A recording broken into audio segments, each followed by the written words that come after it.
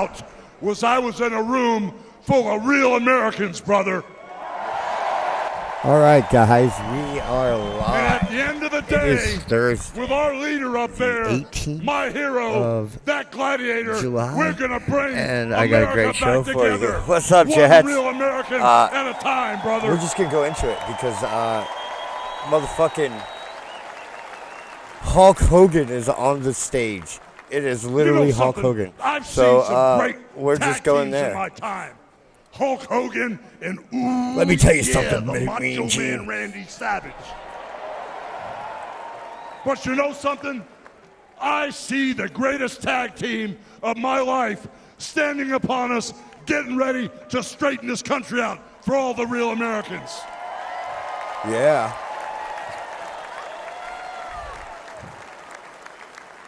You know, even though you guys are real Americans, you better get ready. Because when Donald J. Trump becomes the president of the United States, as the Democrats roll out fucking transsexuals and we roll out roided up fucking wrestling because all the superstars. Trumpites are going to be running wild for 4 years. There's a big difference between them and us. So with the power of Donald J. Trump and all the Trumpites running wild, America is going to get back on track. And like Donald J. prefer Trump to be said, called maggots, America sir. is going to be great again.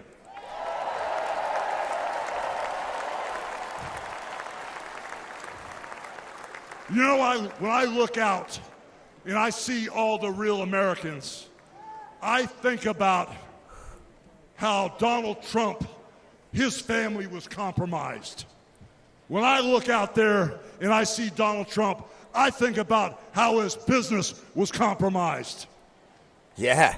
But what happened last week? You know, I saw a statistic that says Donald Trump is the only president to come out of the White House poorer than when he went in, right? Was enough! And I said, like, the Clintons came out with hundreds of millions of dollars. Obama came out with hundreds of millions of dollars. George Jr. came out with tens of millions of dollars. No, the Clintons came out with tens. George Jr. came out with tens. Obama came out with hundreds. Trump lost billions. Yeah, he didn't even... You guys know that Trump donated his salary back to the United States. That's pretty badass. That's pretty badass.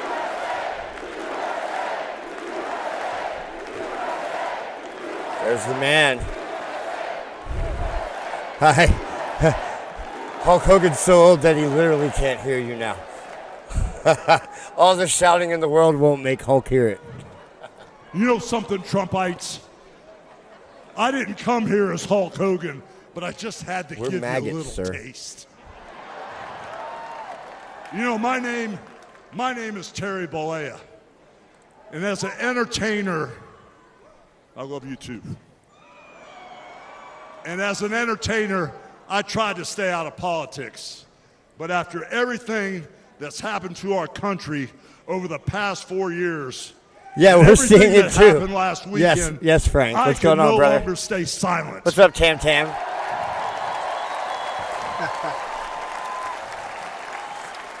I'm here tonight because I want you're a the badass, world to girl. know that Donald Trump is a real American hero.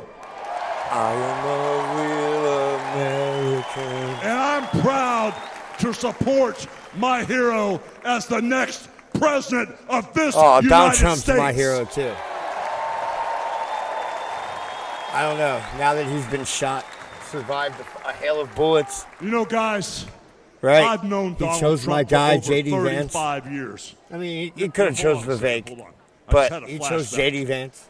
I just had a flashback. Ohio, man. bitches. This is really tripping. I'm telling you, we're the best state you never want to come to. Please don't ever come here.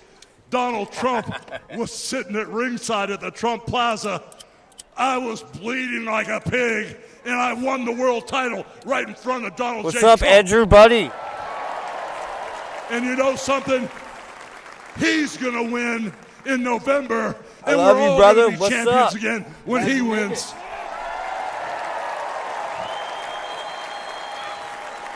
And like I said, I've known that man for over 35 years, and he's always been the biggest patriot, and he still is. He's always told you exactly what he thought, and he still does, brother. Remember, the president, Donald Trump, in my opinion, is the last real liberal left in government. Is going to start winning like a real liberal.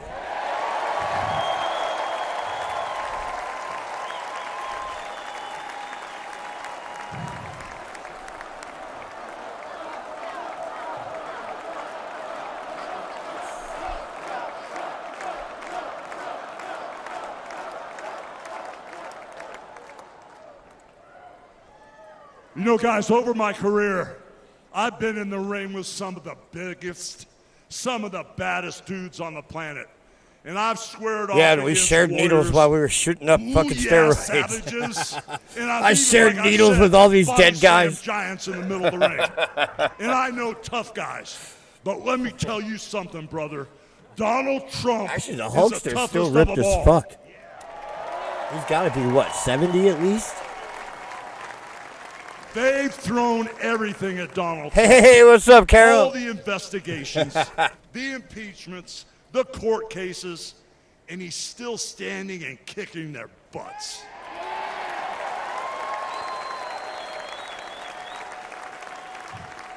You know, we never had it better than the Trump years. Back then, we had a thriving economy. We had strong borders. We had safe streets. We had peace and respect around the world. But then we lost it all in a blink of an eye. Yeah. Just like I lost my career for saying racist shit about my daughter's boyfriend. Is out of control. The price of food and But then he made all that money back from the sex tape. So, big win for the fucking Hulkster. Gas. Right? Who cares? Now he's like super wealthy. And the only person who can clean this up is Donald Trump. That's right.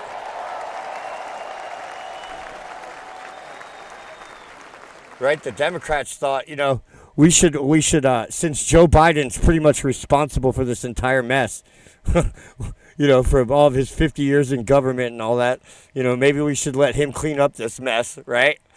But that didn't work. Uh-oh, SpaysE is glitching out. Hold on.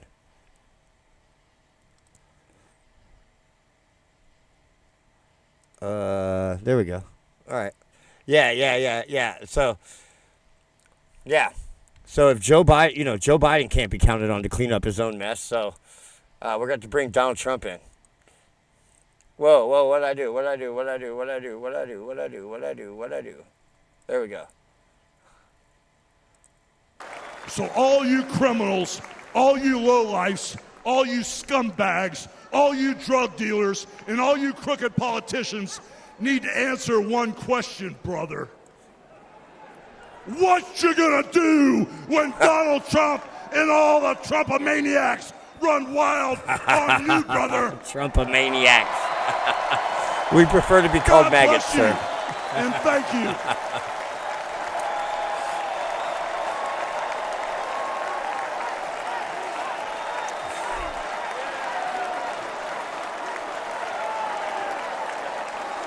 You will respect my pronouns. I identify as maggot please and welcome maggot the self. President and CEO of the Billy Graham Evangelistic Association and President. Okay, we don't care about this guy. All right, what's going on, you guys? It's me, Space Big G, your favorite cartoon nerd with the news. And we're back at it again. We just had to. I saw the Hulkster was coming on right as we were going live, so we can't miss that opportunity. Yeah, so this is how this is going to work tonight. We are going to kind of just weave and bob out of the RNC. I have lots of news that we can go over. I think you guys are going to like that. Yeah, so what's up? We got a lot of people up in the crowd tonight. Who we got? We got Jets Mess. What's up, buddy? I'm losing my voice a little bit. I've been smoking a lot of hash, and that shit's hard on your throat. We got Frank Totten, what's going on, buddy? Are you guys seeing this too? Yeah. That's definitely the Hulkster out there. We got Tam Tam. What's going on, girly? We got he is Can Do Andrew. We got our fearless leader out there. Yup. We got Carol Warren. What's going on, Carol? Yeah, so we got everybody up in here, and yes. So we're just going to be bobbing in and out of this as we go over kind of some unfolding events, because this whole shooter thing is getting weirder and weirder and weirder, right? So, but we're not going to get into that right now, but we will get into it. I just kind of want to just kind of start off with some memes, because these are funny, right? So here we go. Right? Donald Trump, I was shot in the head. The campaign will continue. Joe Biden, I've got a cold, and I have to go night-night. Right? And I think that this week proves the difference between Donald Trump and Joe Biden, right? Trump gets shot in the fucking face, right? Gets up and walks away, right? And Joe Biden gets the sniffles, and that's literally what he got, was the sniffles. What happened to it? Damn it! I had a press release, but I lost it. So Joe Biden had the sniffles. Literally, it says that he was feeling fatigued and he had a runny nose, and that's why he had to, go back to Wilmington, right? Now, so that's what happened. Joe Biden suffers a fresh setback after COVID diagnosis halts president's campaign. Joe Biden's fight to continue his re-election campaign amid concerns over his mental fitness have suffered a major blow after he tested positive for COVID, right? And this is, not the first time Joe has tested positive for COVID. In fact, in the press release released by the White House, let's see if I can pull that up.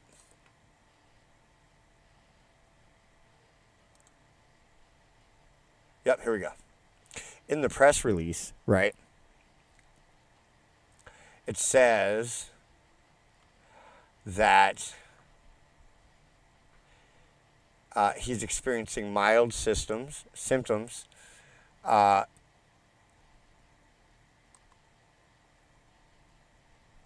and he continues his duties while he's in office.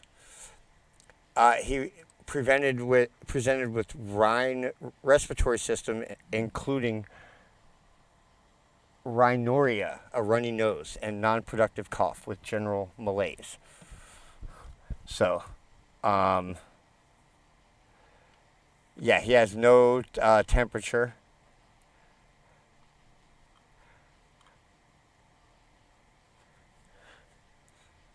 He's been given Paxlovid, which actually has not been shown.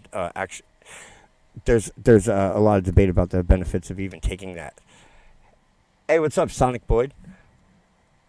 Yeah, that's actually what we're going to be talking about, buddy. We're actually going to be talking about that right quickly.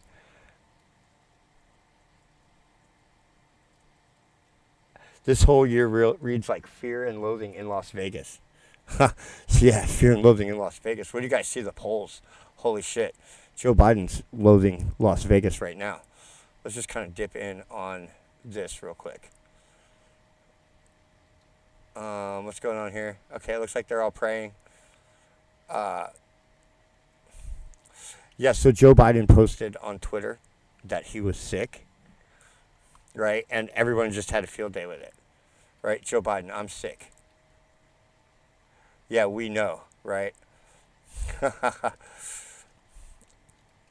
I don't want to do that. How do I get into this?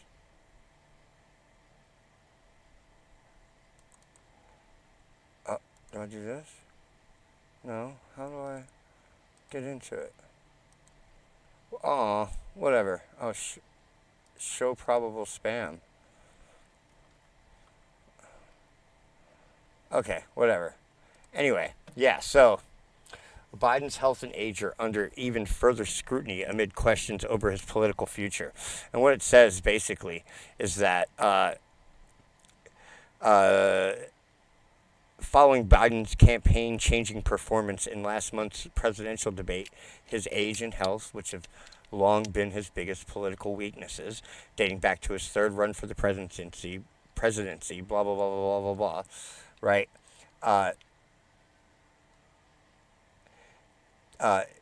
He's showing signs that he's not sharp enough to convince voters that he could defeat Trump, okay? Let's see here. Polling shows that there's a problem, and it does. There was a new poll just released today, Emerson College poll, and we're going to look at that here in a minute while we're waiting to see what's going on here. Okay. Yeah, and so Pelosi even has privately told Biden that the polls show that he can't win, and he will take down the House with him as he falls, right? So Pelosi told President Joe Biden in a recent conversation that polling shows that the president cannot defeat Trump and that Biden could destroy the Democrats' chance of taking back the House, which is not going to happen, right? The president responded by pushing back, telling Pelosi he has seen polls that indicate he can win. I don't know what polls those are, right? They probably come from 51 experts that say that all the other polls are disinformation. Now, the phone call would mark the second known conversation between the California lawmaker and Biden since the president's disastrous debate, right? And so it's not just Pelosi, though, that's calling for Joe Biden, right, to step down. Obama wants Biden to seriously reconsider campaigning, as Democrat leaders say he could drop out by this weekend. So that's the rumor, is that the COVID is a cover for Joe Biden as he prepares to drop out of the race. Now, that sounds like bad news because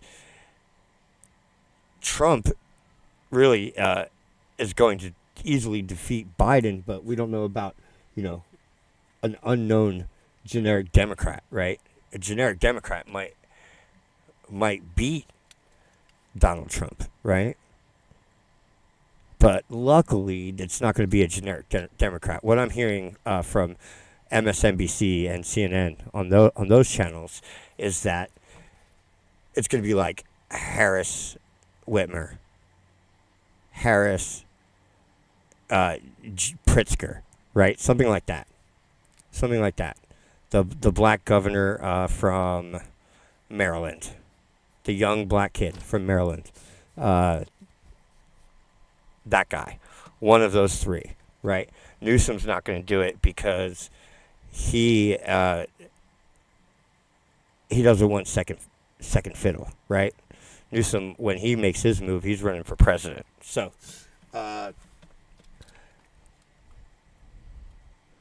CNN independent survey gives Trump 330 electoral votes. Yeah, that sounds absolutely right. Like, the safe Republican states now put Trump at 270. So, like, he doesn't need, like, Wisconsin. Or no, he doesn't need, he doesn't need Wisconsin or Pennsylvania because he has Nevada.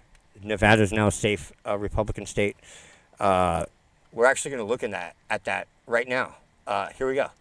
So, here's the most recent poll from Emerson, right? Hold on, let's just check in on this, make sure. Okay, that's Eric Trump. We don't really care what Eric Trump has to say. Let's see here. Okay, so this is the most recent poll. It has today's date on it. It was conducted, here we go, between 7:15 and 7:16. So Monday and Tuesday, right? Yep. And it has a 2.1 margin of error. So anything that's, say, more than 5 points, anything more than 5 points off is considered to be a almost certainty, right? A safe bet, right? And here's what we got. Arizona, Trump 46, Biden 36. So Trump is twice the margin of error in Arizona now. So that's his state. Like, Biden's not going to win that. Georgia, right? 9.3%. Or no, I'm sorry. 44 to 39. So that's 5%. So that's beyond the margin of error. So that's a solid gamble that Trump is going to take Georgia, right? Like, if you're betting, you should bet hard on that. Michigan, 43 to 40, right? Right. That's not as safe of a bet, right? That could still go the other way. Biden could still win there by between 1 and 2 points, right? With that kind of margin of error, right? Nevada, again, is pretty close, right? But Trump actually is trending down in Nevada. He had a higher lead going back, so Trump is trending down in Nevada. But in states like Pennsylvania, he's growing, right? Trump's lead has gone from, -2 in the beginning of the year to now a +6, right? So, like, North Carolina, right? Trump is up by 9 points, right? That's basically twice the margin of error right there. Wisconsin, 3 points, right? But he doesn't need Wisconsin. Trump just needs Arizona, Georgia, Michigan, or Nevada. Yeah, Michigan or Nevada and Pennsylvania, right? Trump just needs Pennsylvania, Georgia, Michigan, or Nevada, and Arizona, right? So he doesn't even need Wisconsin. Hey, what's up, Island? A long time no see, brother. Be happy, what's up? We got the Out There channel. What's going on, brother? Yeah, so Trump has pretty much got this in the bag, right? He, in Pennsylvania, right, he's over the margin of error, right? So, bam, he doesn't, right, he doesn't need to worry about Michigan. He doesn't need to worry about Wisconsin, right? As long as he gets one of those three. If he gets one of those three, he definitely wins. But that doesn't count Maine, right? He has Maine now, right? So with Maine, he might not even need one of those three. I don't know. Let's go ahead and look at the map, right? Let's just go ahead and play with the map for a little bit, real quick. Before we do that, I want to say something real quick. If you guys know Doug in Exile, do you guys watch Doug in Exile? Well, his channel got took down by YouTube yesterday. I'm on his Facebook, and he says that, as some of you know, the Doug in Exile YouTube channel got taken down. I'm working with YouTube to clear out an old banned channel that triggered the takedown. I don't know what that means. That triggered the takedown. YouTube has agreed to reverse the decision that took down the original Doug to Naples in Exile channel. So, I don't know what's up with that. Yeah, but his channel has not come back up.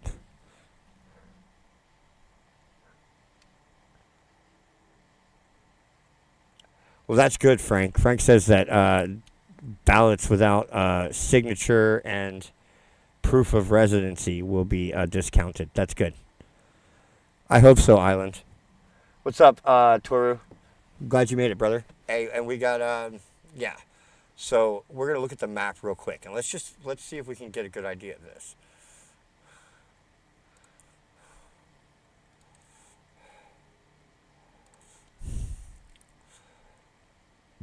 Okay. All right. Well, here's the map. Right? They're saying that he doesn't even need Pennsylvania. Right? So, yeah.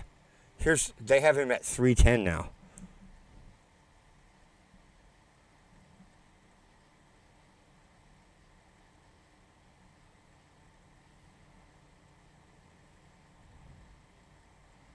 The shooter was on a TV commercial. I don't know what's going on with that.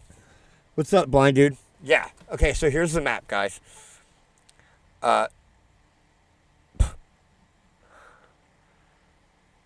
Yeah. We can even give them Wisconsin, right? Right? We can give them Virginia, right? Huh. We could give them Michigan. Huh. Bro, we can give them Nevada. Look at that.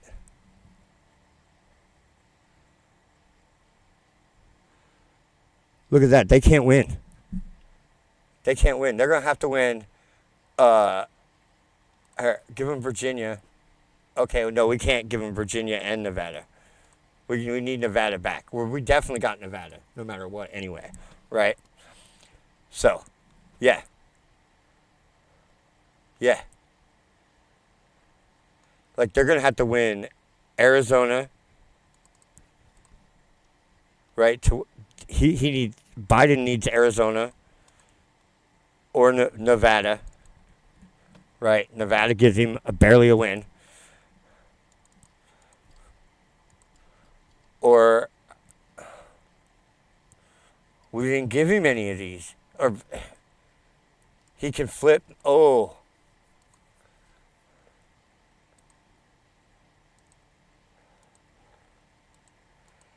If he completely flips Maine, he wins too. Right? Right? So this is like, but Trump's got Maine, right? Right now.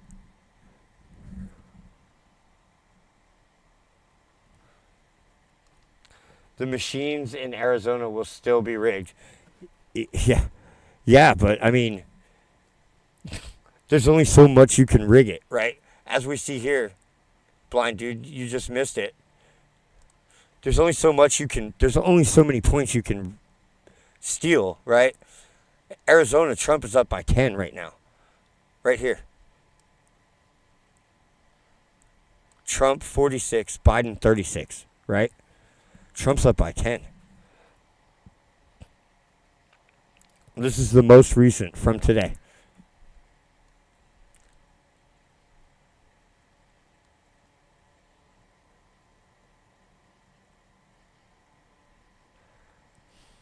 Trump's stock dropped before the shooting.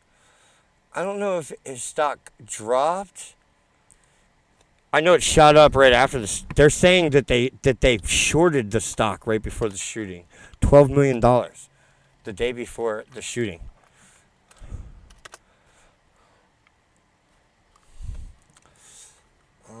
Let's see here. Let's go to 1 week.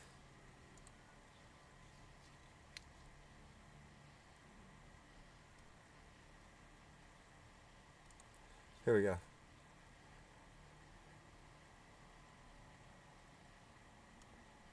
No, the day before the shooting, Trump's stock went up. Trump's stock has, it started going up the day before the shooting, actually, if you want to know.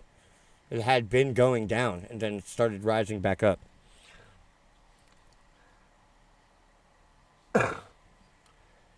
Yeah, about BlackRock. Yes, they were trying to sell Trump short, thinking that he was going to get murdered. That's the rumor anyway. Is that he was going to die, right? Like BlackRock knew that Trump was going to get shot, and so they shorted Trump's stock but he lived, and then it went up, and they lost their ass, right?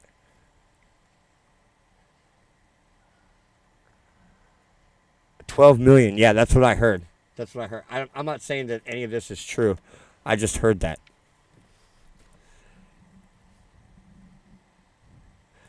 Yeah, I don't know. I don't know anything about. I don't know. That's what they're reporting on Fox News, though. Okay, this kid's still talking. Let's see here. Real quick, the Philippines and China are trying to open up communication channels. And I know that this sounds good, but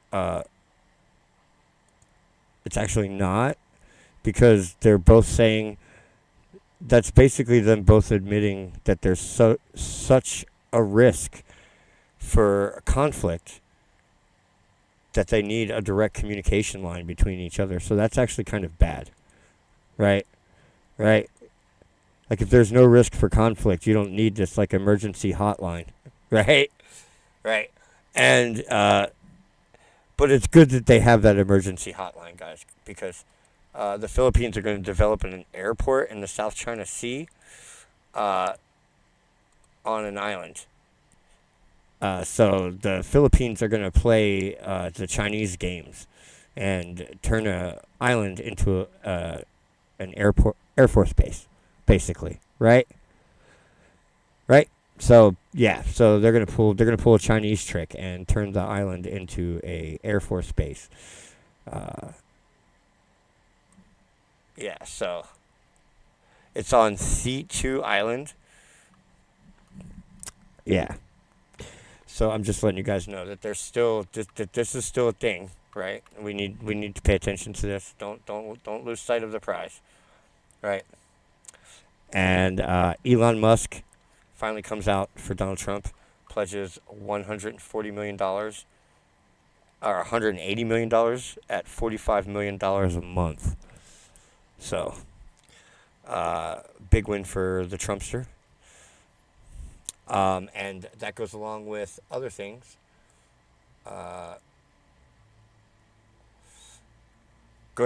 Trump just keeps winning. Trump's on the rise now, guys.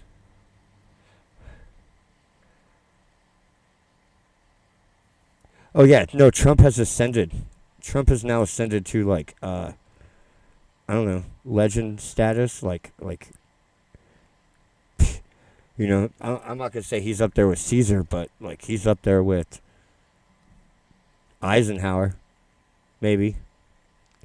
You know, maybe not Eisenhower, but Roosevelt. Maybe not Roosevelt. He's up there though. He's up there. Jackson. Maybe he's Jackson. Maybe he's up there with Jackson. He's up there. He's one of the best. He's going down as one of the best. He may actually be bigger than Lincoln or Reagan. We're gonna see. Yeah. That picture is gonna live forever, guys. That picture is so powerful that they're trying to censor it with the flag and the blood and the fist. Yep.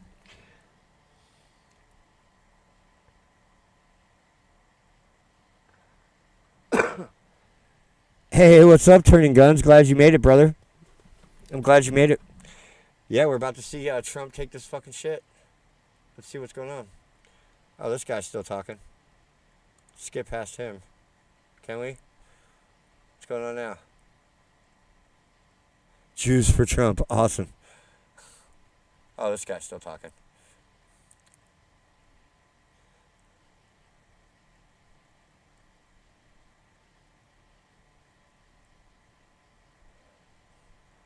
All right, well, we got a couple more stories.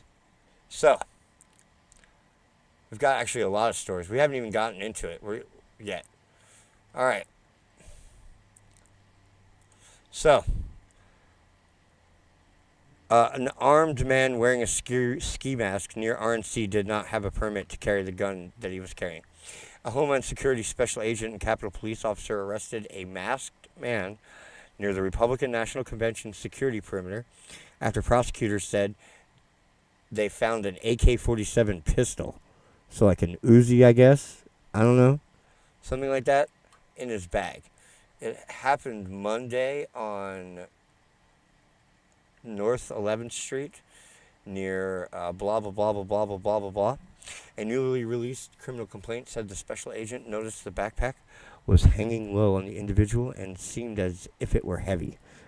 Yeah, and then the backpack had a gun inside of it. Hey, what's up, Mr. Hellspawn? A Draco AK pistol? Awesome. Draco makes good guns.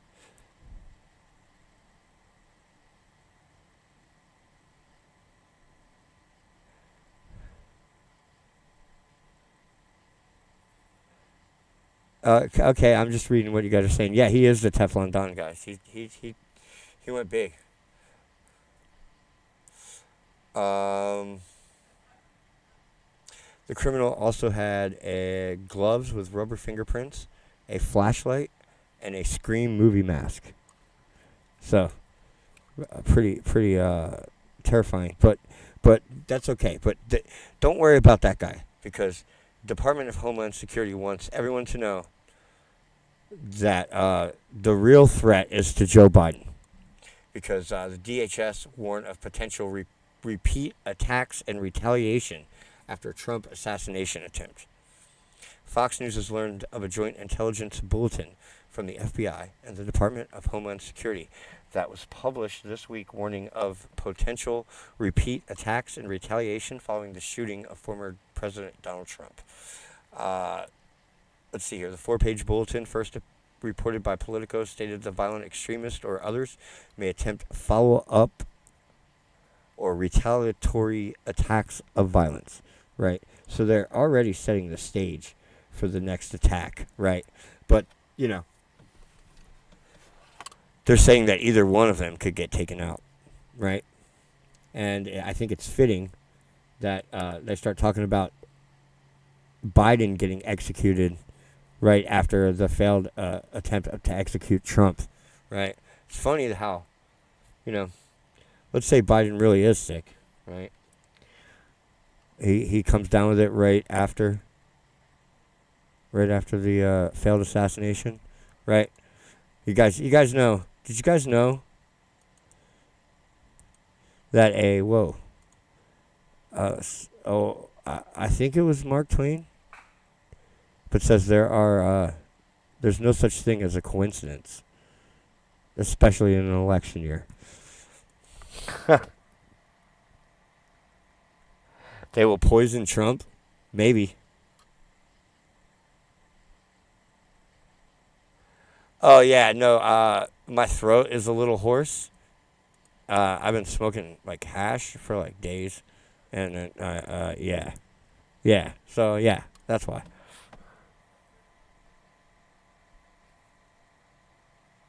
Hey, what's up, Holy Harlot? Yeah, they missed. Right? I mean, you know the person that controls the Secret Service is the president. Donald Trump doesn't control his Secret Service, right? Joe Biden does. Joe Biden authorizes all that shit. And is it a wonder that the failure was the Secret Service? I mean, Joe Biden has direct control over that, right? Right? He had to authorize more secrets. Like, he had to authorize more Secret Service for Trump. And then he had to authorize Secret Service for RFK. Just a few days ago, we read about that, right? Is that Tiffany? Is Tiffany there? Yeah, there she is. That's definitely Tiffany. I want to party with Tiffany so hard.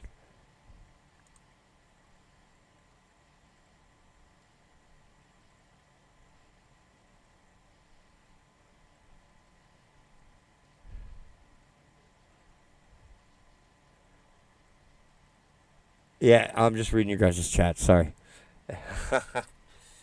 Yeah, I would love to party hard with Tiffany Trump. Let's go right there. All right. Dana White is next. You guys want to see him, or do you guys want to keep going down the rabbit hole?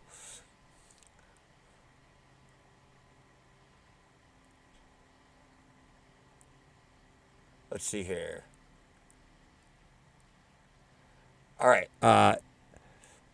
Yeah, so remember, the real threat is that a Trump supporter will take retaliation against Joe Biden, right? Remember that. So they're already getting everything lined up. So if Joe doesn't drop out this weekend, a quote-unquote MAGA extremist is going to take out Joe Biden next week. Right? All right. Now, yeah, so remember, the Donald Trump supporters are the violent ones, and the Joe Biden supporters are the peaceful ones. Now, let's play this video of what's happening outside the RNC. Viva, viva Palestina! Viva, viva Palestina! Viva, viva Palestina! Viva, viva! So we have these people in power. The only options that we have are people who represent a system that exploits and oppresses us. Everybody say that ain't right. Welcome back, Colby Guillory with freedom. Could Trump have had a blade in his hand like a wrestler? Maybe that's why they brought Hulk Hogan out, huh? To rub it in your face, like, because Hogan used to cut himself with razor blades, right? Maybe Trump had a razor blade. The reason both parties are inflicting violence every day on millions of black and brown people, throwing them in prison for crimes they did not commit. July 15th, where will we be? Inside and south of the RNC. I agree, turning guns. Palestine is not the problem. Trump is not the problem. Biden is not the problem. Yes, you have a problem with God.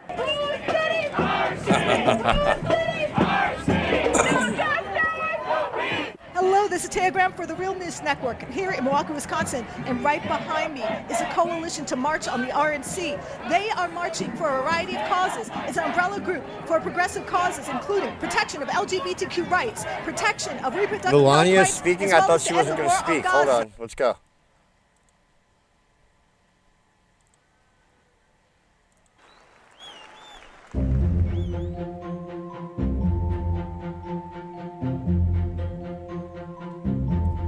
Did you guys hear that national anthem earlier? Oh my God, dude. Ideals and freedoms we all cherish.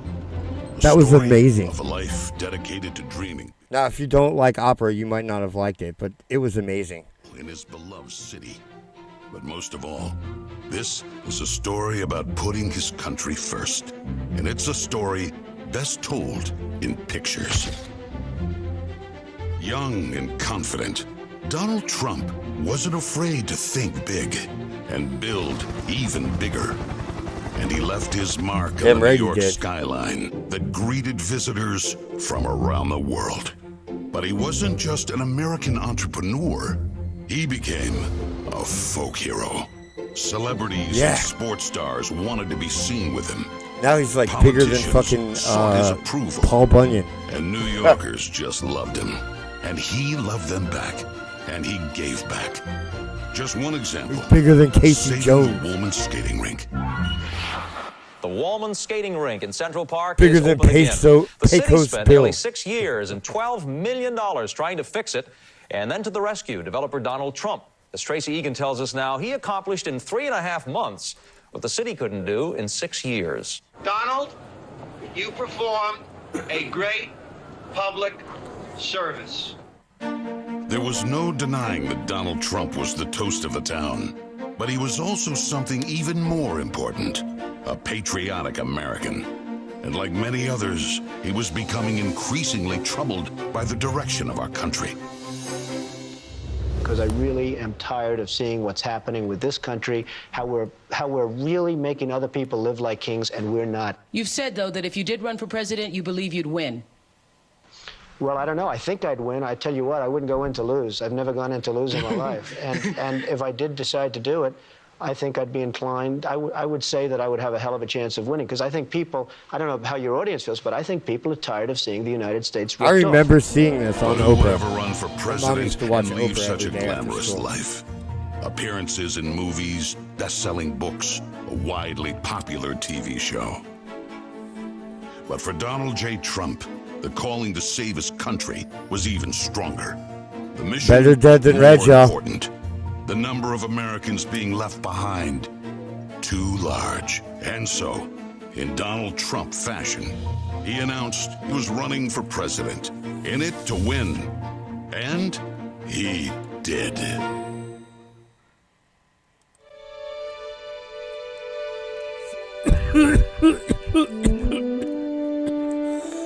From his first day in office, the Washington politicians learned something about President Trump. He's not afraid to fight for what he believes in.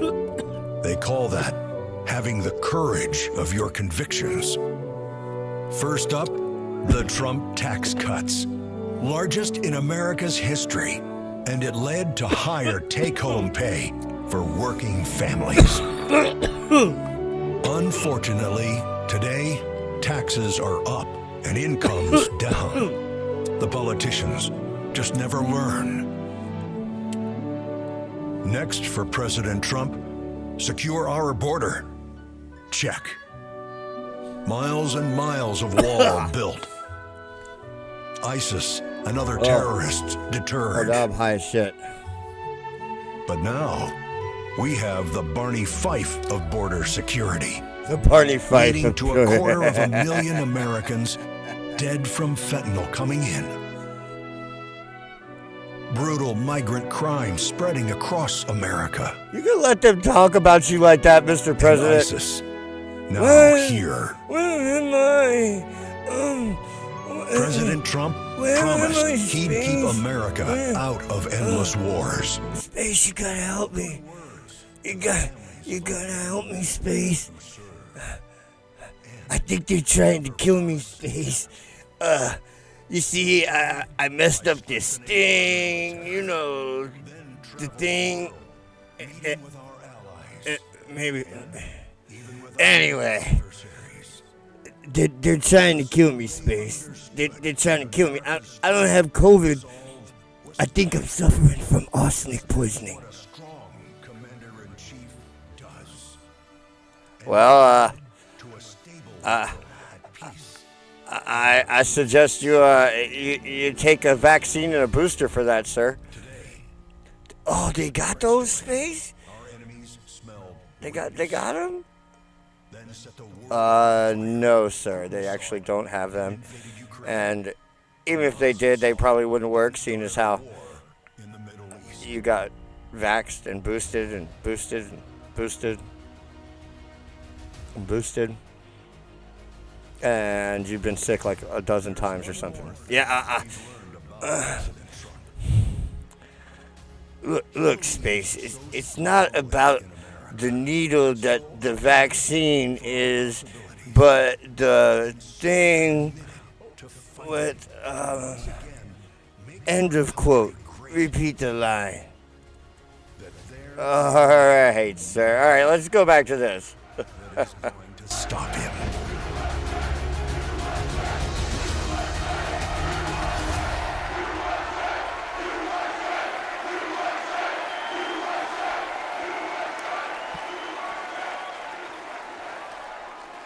Ladies and gentlemen, please welcome Kid Rock. Fuck Kid Rock. I'm not really a big Kid Rock fan. What up, America? Oh my God, if you're ready no, for he's singing President too. Trump to take the stage, I need everybody to stand up. I need everybody to put up their stuff in the air. All right, yeah. You know, I might have let him talk. Like I was maybe gonna let him talk, right? But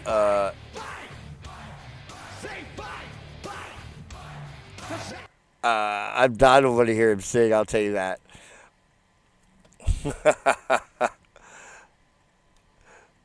Yeah, Cadillac pussy. What's that? Ball diddy ball da bang diddy diddy.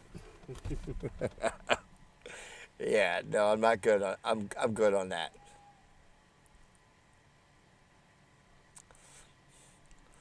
I'll tell you what's not good. Trump shooting. Secret Service changes story on local SWAT team position. So, as we reported earlier in the week, that the roof that the shooter had shot from was allegedly a special forces staging, tactical staging. It was for the SWAT team. Okay? Well, now they're saying that that's not true.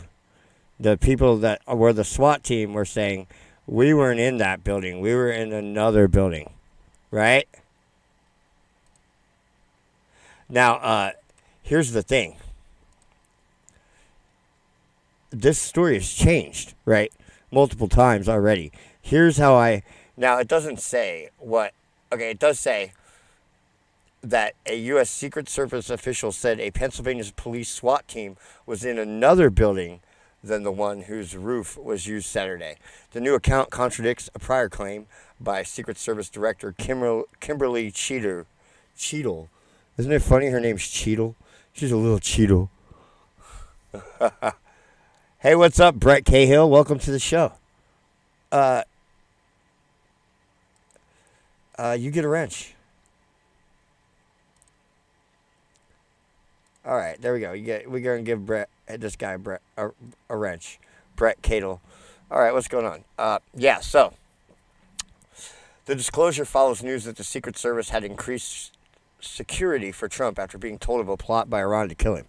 Yeah, Iran denies that, but we all know that they lie, right? So they definitely did put out a hit on Radcliffe, Trump, Pompeo, other people, right? So they definitely did do that.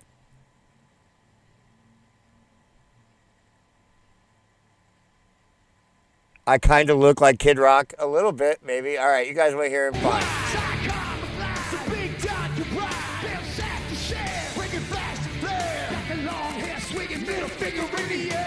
That's right. That's me. That's me, baby. All right.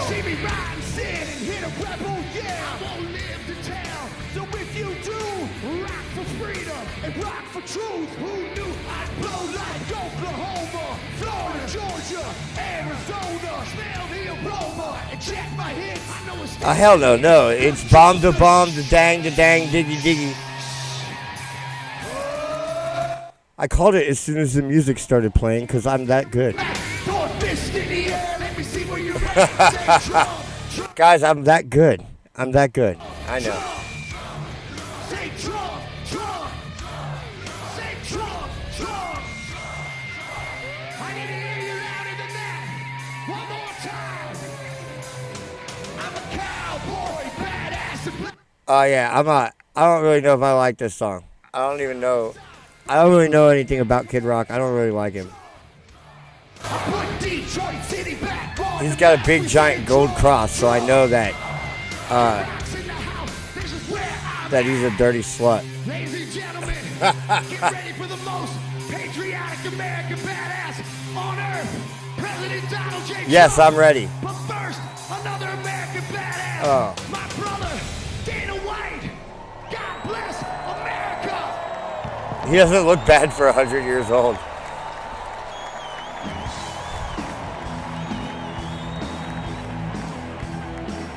Oh, we're not mad. I'm not mad. I'm not mad that he got this guy out here. I know a lot of people that like him, right? I just don't. All right, so we're gonna go back to the news, right? Because I have some stuff you guys probably haven't heard, right? And I kind of want to talk about this for a minute too.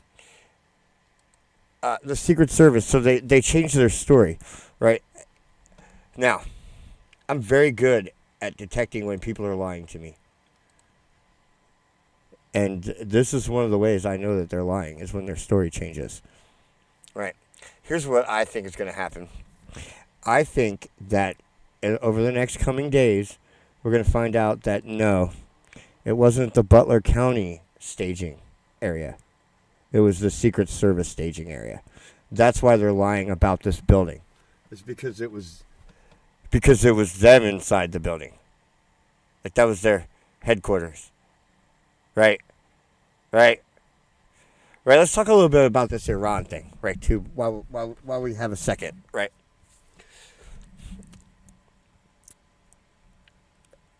Remember on 9/11 how there was a drill that said that there was going to be a terrorist attack on the United States using planes? And everybody was like, is this real or is this a drill? Right? Okay. Yeah, so the Secret Service was just, they changed all the Secret Service around Trump because of this new threat from Iran, quote unquote, right? They put new people in, people that were obviously underqualified. Like have you seen the video? I mean, the little girl is trying to, like, protect Trump. One of them is hiding behind Trump, and the other one is, like, trying to, like, throw herself on top of him, but he's, like, 6'5" or something, and she's, like, 5'5", and so she's, like, literally, like, jumping up, trying to get in the huddle. It's, like, hilarious. Oh, man, it's hilarious. It's hilarious how bad it was. Your comments are disappearing? Trump was protecting them, I know.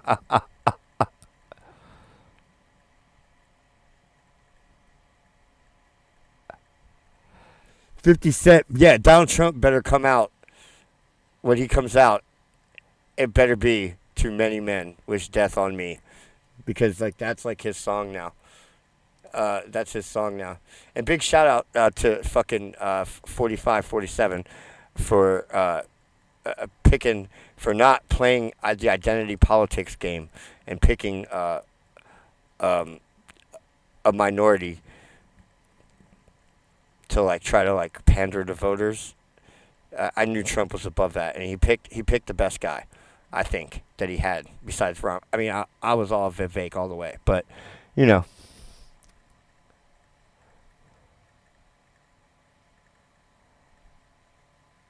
Yeah, I read that. I can't I read that about Joe Biden getting some of Trump's security. Yes, I read that.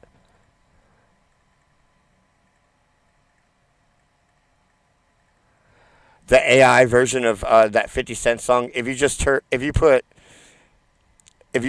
"Many Men" Trump remix into YouTube, it will play. You'll find it. "Many Men" Trump remix. It'll play it. Yeah. So the Secret Service is now changing their story about this building, this supposed staging area for the local police, which how their story keeps changing. I'm inclined to believe that it's going to come out that was their building, right? Because all they're lying, why they're lying about it. All this lying makes me believe that they're guilty. If does that make sense, right? So, and the Secret Service themselves say that they're solely responsible. They're saying that there was actually here. They're saying that no assets were diverted from Trump's detail either. Yeah, like I said, I don't know how true that Joe Biden story is. The U.S. Secret Service was solely responsible for the implementation and execution of security at the site of Saturday's rally for former President Donald Trump. So, yeah, they dropped the ball, right? And as we know, it's the president who makes the decisions regarding Secret Service protection for any individual, right? The president, the current sitting president, is the one that decides how much money you get, how much protection you get, how many people you get, when you can have them, like how many you get in this situation, etc., etc., etc.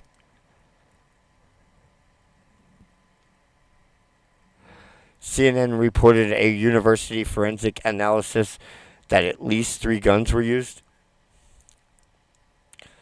I can't comment on anything I don't know about, and yeah. I don't know. I thought it was weird that the one guy that died was sitting between Trump and the shooter, like, in a weird way that I felt like that's I had a weird feeling about the guy that died, but I'm not going to talk about that. But yes, now that you say that, that makes a lot of sense to me. That that could be a possibility. I don't know.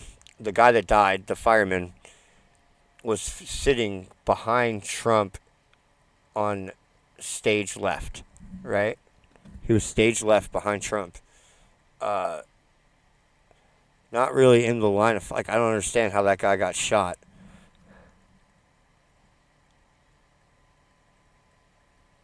Exactly, Frank. And that's the thing. That's the thing. If the building that he did the shooting from, right?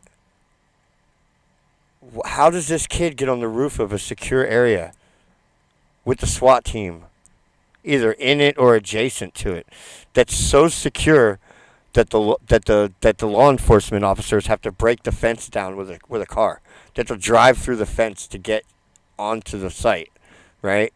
There's so much security. There's like 5 fences between the venue where Trump was at and the barn or whatever, the pole barn where the shooting took place from, right?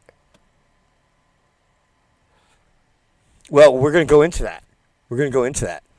That's the thing. I can't confirm this, but I've heard the rumor is that he stashed some stuff there the night before the shooting, right? Like, and here's another thing. They said that he climbed up on the air conditioner, but now we have photographs of the exact ladder that he bought from Home Depot hours before. So now they're saying the kid lugged the ladder through the woods over a mile to the site. So he went from the Home Depot through the woods on foot with a ladder and a duffel bag, right? We're about to read all this. We're about to read some of this stuff. I don't know if the ladder is in there yet. But, yeah, so their story keeps changing, right? They said he climbed up on an air conditioner, but now we see the picture of the ladder that he bought at Home Depot already up against the wall.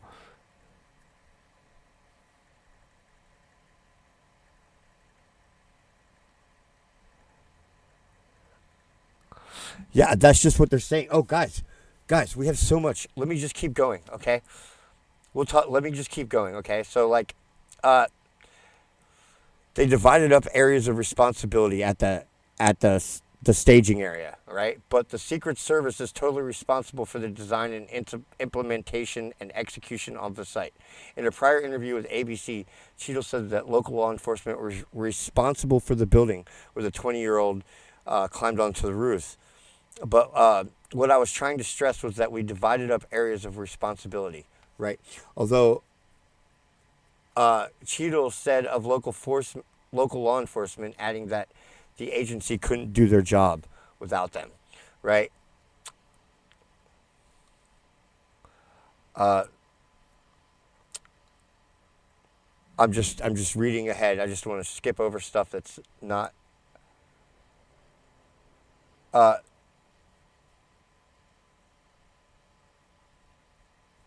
Okay, so CNN asked if Trump's security included a full Secret Service counter-assault team, like a SWAT team, and Cheadle said he had counter-assault members, right? And when said the team size was normal. Let's just check in real quick. Yeah. Oh, here he is. Let's go.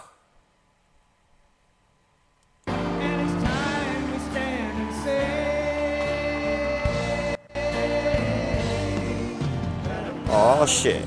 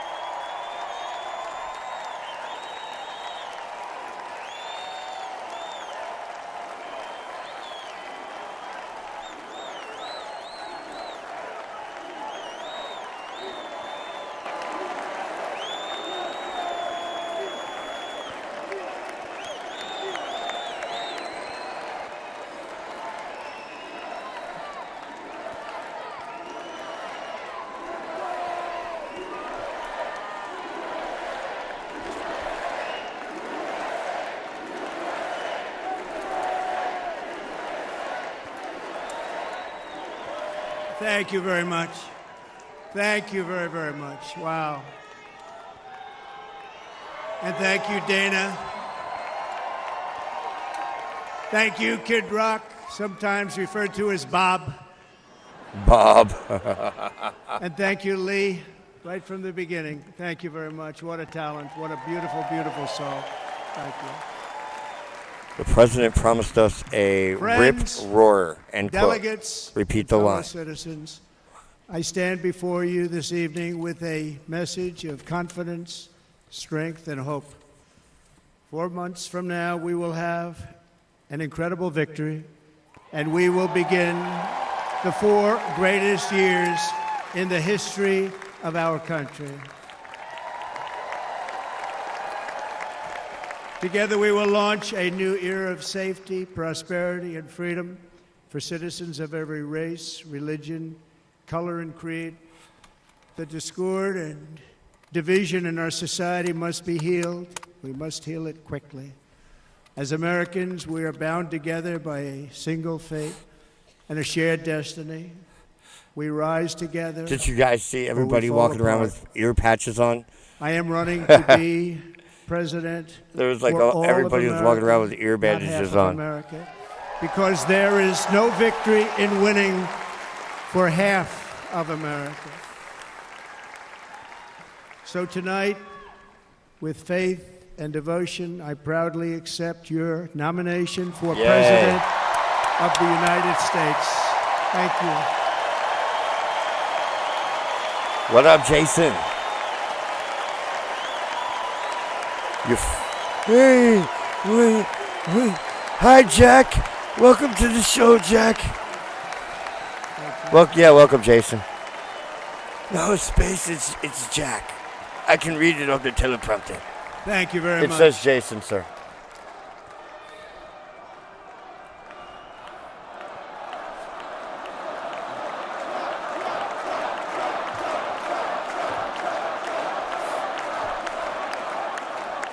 Thank you very much.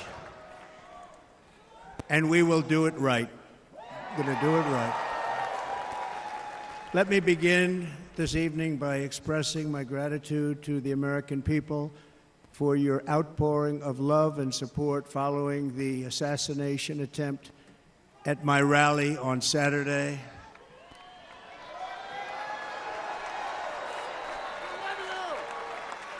As you already know, the assassin's bullet came within a quarter of an inch of taking my life.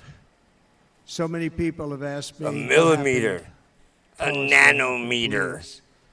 And therefore, I will tell you exactly what happened, and you'll never hear it from me a second time because it's actually too painful to tell.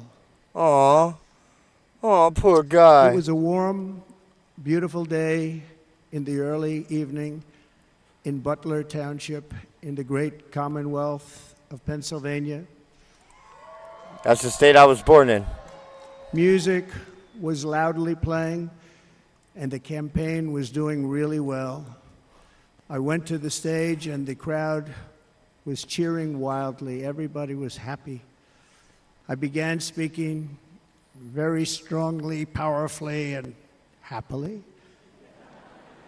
because I was call yourself discussing Space Cadets. That's awesome. the great job my administration did on immigration at the southern border. He was doing a great job. Proud of it.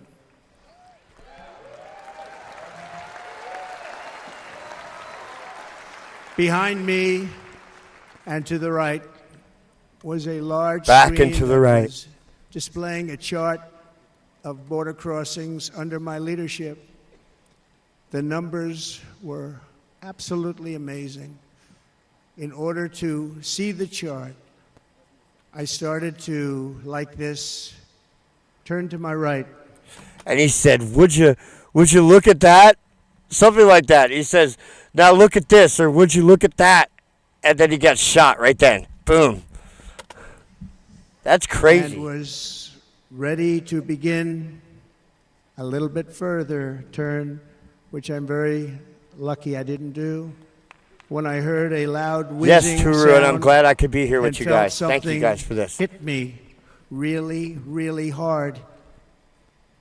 on my right ear. It was a giant bee. I said to myself, wow, what was that?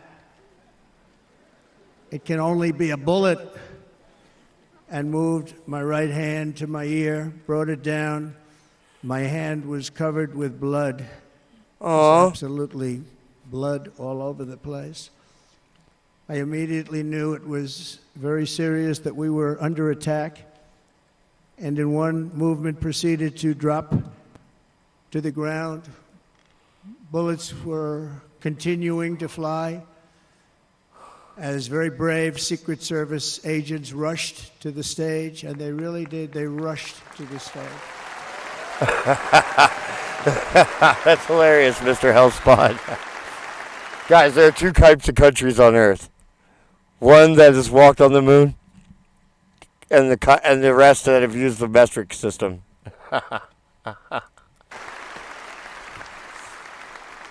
These are great. Technically, inches are measured in centimeters, though. Just saying. People at great risk, I will tell you, and pounced on top of me so that I would be protected. There was blood pouring everywhere, and yet, in a certain way, I felt very safe because I had God on my side. I felt that. Did you guys see the angel flag? I was trying to find a picture of that. I was going to make a picture using that, but I couldn't find it. And I searched Google, and I couldn't find the fight picture with the fist and the blood and all that. Couldn't find it.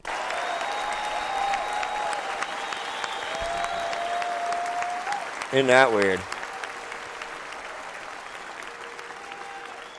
The amazing thing is that prior to the shot, if I had not moved my head at that very last instant, the assassin's bullet would have perfectly hit its mark, and I would not be here tonight. We would not be together. The most incredible aspect of what took place on that terrible evening in the fading sun was actually seen later. In almost all cases, as you probably know, and when even a single bullet is fired, just a single bullet, and we had many bullets that were being fired, crowds run for the exits or stampede, but not in this case. It's very unusual. Not to interrupt too much, but I've been there. Like it's like when you're being shot at and like bullets are all flying around you and bouncing off shit. It's fucking. Whew. It's like you have an awakening. It's like a I don't know. It's like a moment of clarity. Like time moves slow. I don't know. It's crazy.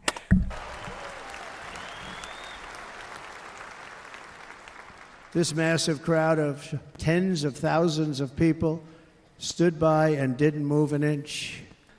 In fact, many of them bravely but automatically stood up looking for where the sniper would be. They knew immediately it was a sniper. Yeah, because they'd been watching him for over 20 minutes. Why isn't he talking about this? And then began pointing at him. You can see that if you look at the group behind me. That was just a small group. Yeah, before he shoots. In front. Yeah, they train their gun on them. They point at him. They let him shoot. Nobody ran, and by not stampeding, many lives were saved. But that isn't the reason that they didn't move. The reason is that they knew I was in very serious trouble. They saw it. They saw me go down. They saw the blood. What, when they cut the flag out of the picture? Yeah, I saw that. Actually, most. Did you see CNN says Trump rushed off stage after falling? Oh, Time Magazine. Yeah, they changed the picture. Yeah, CNN reported Trump rushed off stage after falling. Did that I was dead. They knew it was a shot to the head. They saw the blood. I thought he was dead. I was scared. I was like, oh my God, is he okay? I don't know. I kind of felt like he was okay the whole time because of how he reacted after being shot. He was like, what the hell? That's what, you can hear him say, "What the?" And then he goes, and then he ducks because he realizes what it was. Yeah, that was crazy, man. I was like, those 10 or 15 seconds when he was hiding, though, I was like, what the fuck? What the? Yeah, it's scary and it's sad and I'm sorry. I'm sorry, Donald. I'm sorry I shot you. I'm sorry I sent my deranged little. I just need a sniff. Just give me a sniff. Give me a sniff.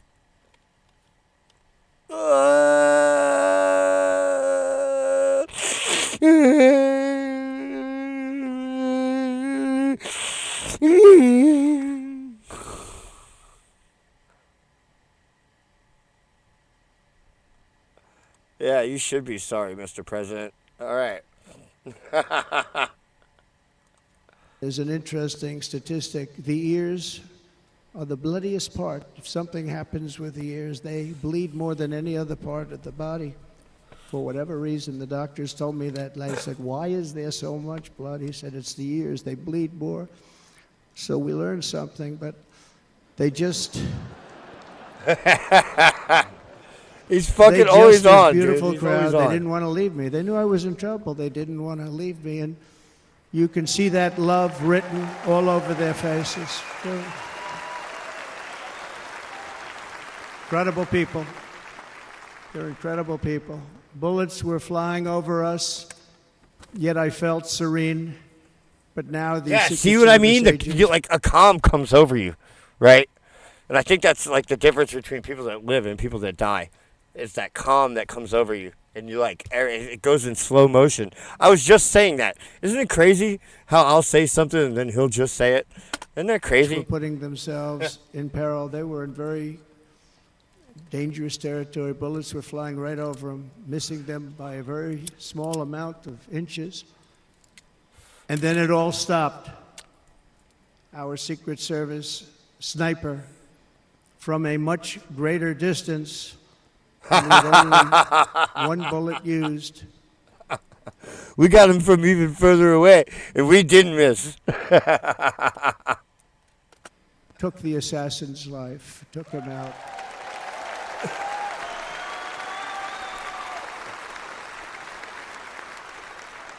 I'm not supposed to be here tonight. Not supposed to be here. Yeah.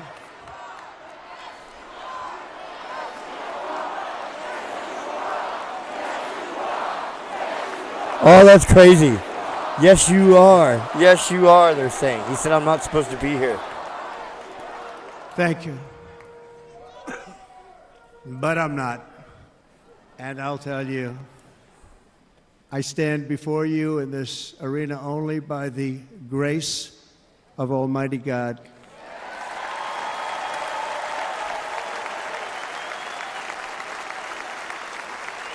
Red, I hope this doesn't change him. I hope he's not afraid to go out and do the rallies.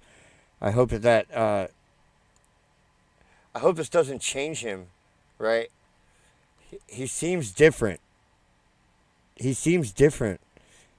Like, he's not all blusterous. Like, I don't know. I expected him to be more, but he seems very humble right now. I'm not used to seeing him that way.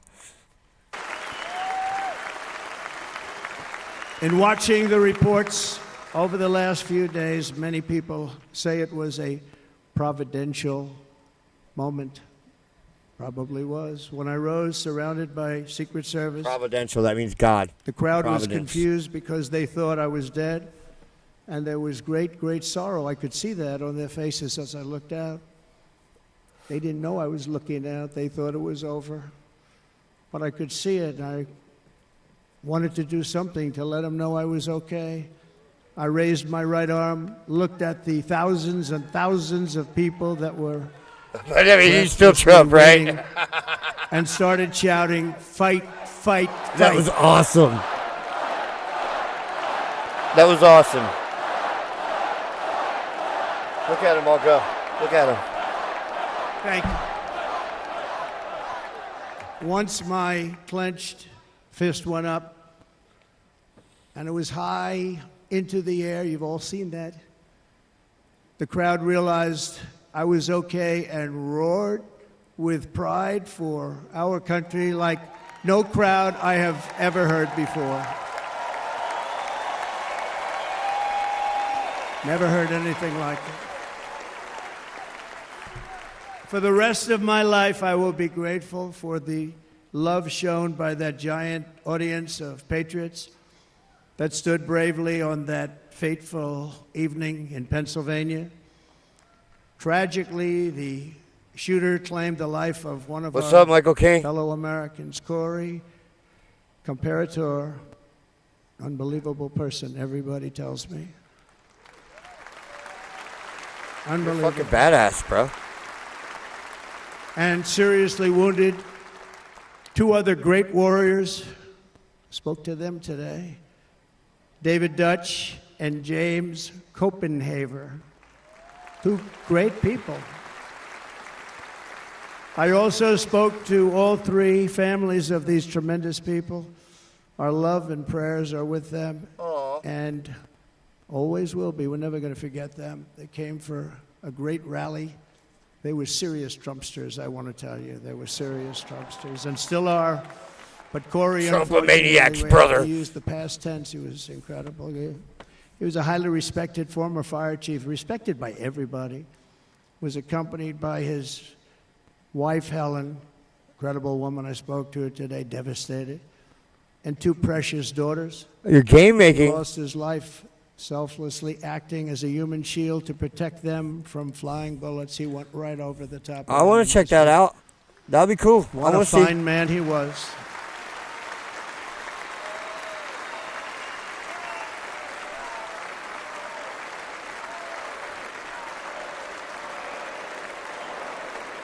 $10 p.m. your time? That's like, what? Like 10 in the morning or something for me? Something like that? 8 in the morning?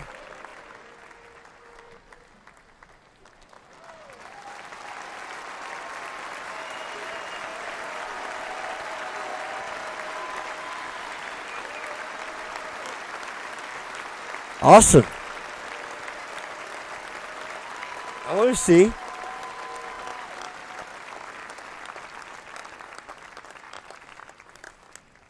I want to thank the fire department. What are you and building it the in? C++? family for sending his Unity? home, his outfit, and it was just something, and they're going to do something very special when they get it. But we did something which cannot match what happened, not even close.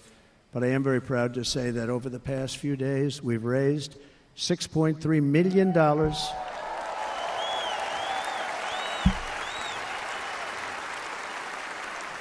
Elon Musk gave for you the more than families that. of David, James, and Corey, including from a friend of mine, just called up. He sent me a check right here. I just got it.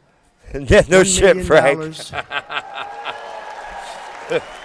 They were saying on Twitter that From Trump Dan is, Newland. Thank you, quote, Dan. a true nigga now, end quote. Repeat the line.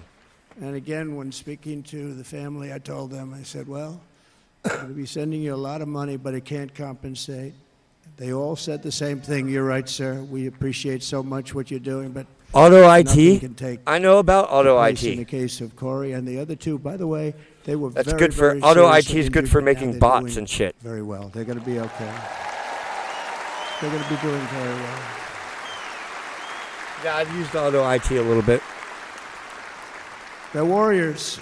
So now I ask that we observe a moment of silence in honor of our friend Corey.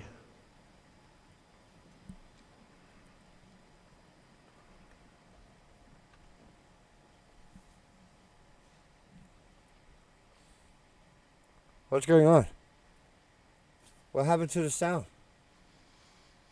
There is no greater love than to lay down one's life for others. Aw. This is the spirit that forged America in her darkest hours, and this is the love that will lead America back to the summit of human achievement and greatness. This is what we need. Despite such a heinous attack, we unite this evening more Yeah, determined Melania's a fucking. than ever. Oh I my am more gosh, she's determined beautiful. Than ever, and so are you. So is everybody in this room.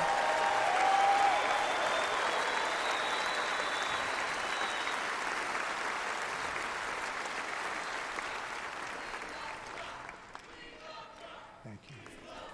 Thank you very much.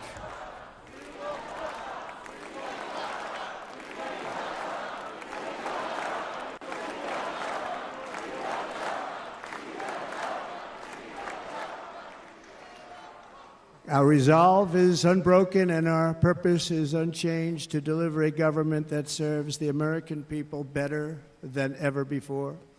Nothing will stop me in this mission because our vision is righteous and our cause is pure. No matter what obstacle comes our way, we will not break, we will not bend, we will not back down, and I will never stop fighting for you, your family, and our magnificent country. Never.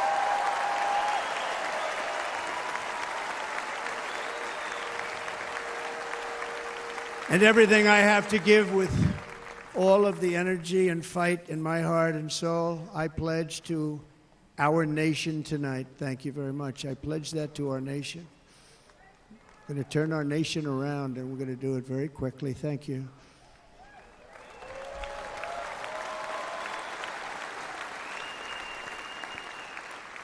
This election should be about the issues facing our country and how to make America successful, safe, free, and great again. Yeah, baby. In an age when our politics too often Hey, divide what's up, us, Felix? now is the time to remember that we are all fellow citizens. We are one nation under God, indivisible, with liberty and justice for all.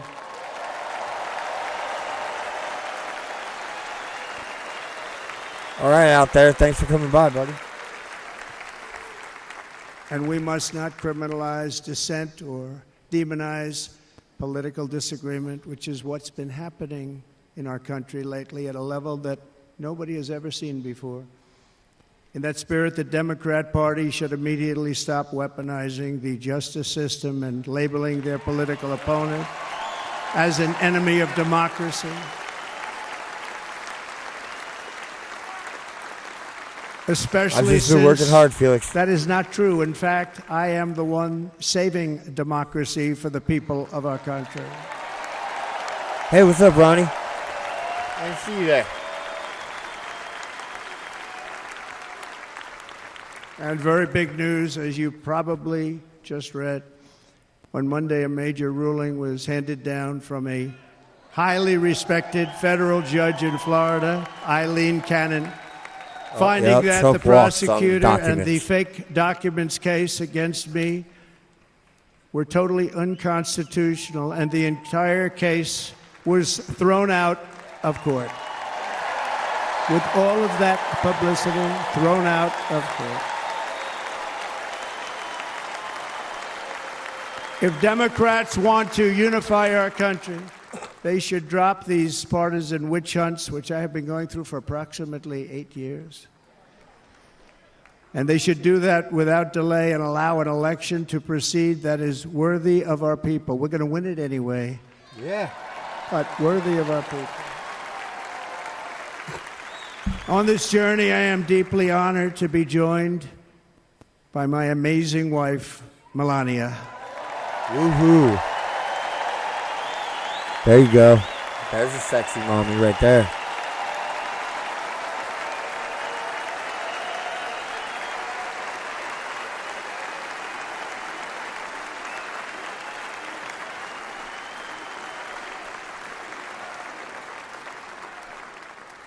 And Melania, thank you very much. You also.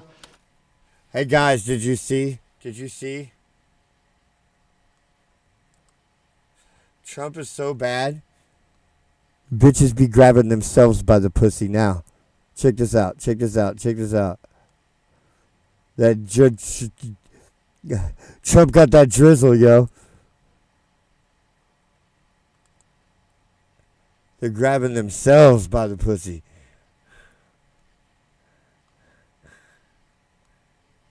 He got that drizzle, yo.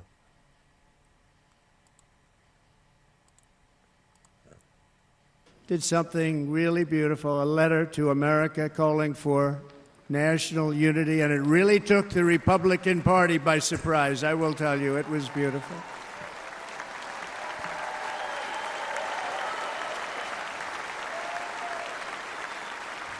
In fact, some very serious people said that we should take that letter and put it as part of the Republican platform. That would be an honor, wouldn't it? Right, Mr. Congressman? But it captivated so many, so I also want to thank my entire family for being here. Don, Kimberly, Ivanka and Jared, Eric and Lara, Tiffany and Michael, Barron. We love our Barron. I want to party with Tiffany. And of course, my 10 wonderful grandchildren. You saw a few of them up there on my lap before. Grandpa Trump. 10 of them.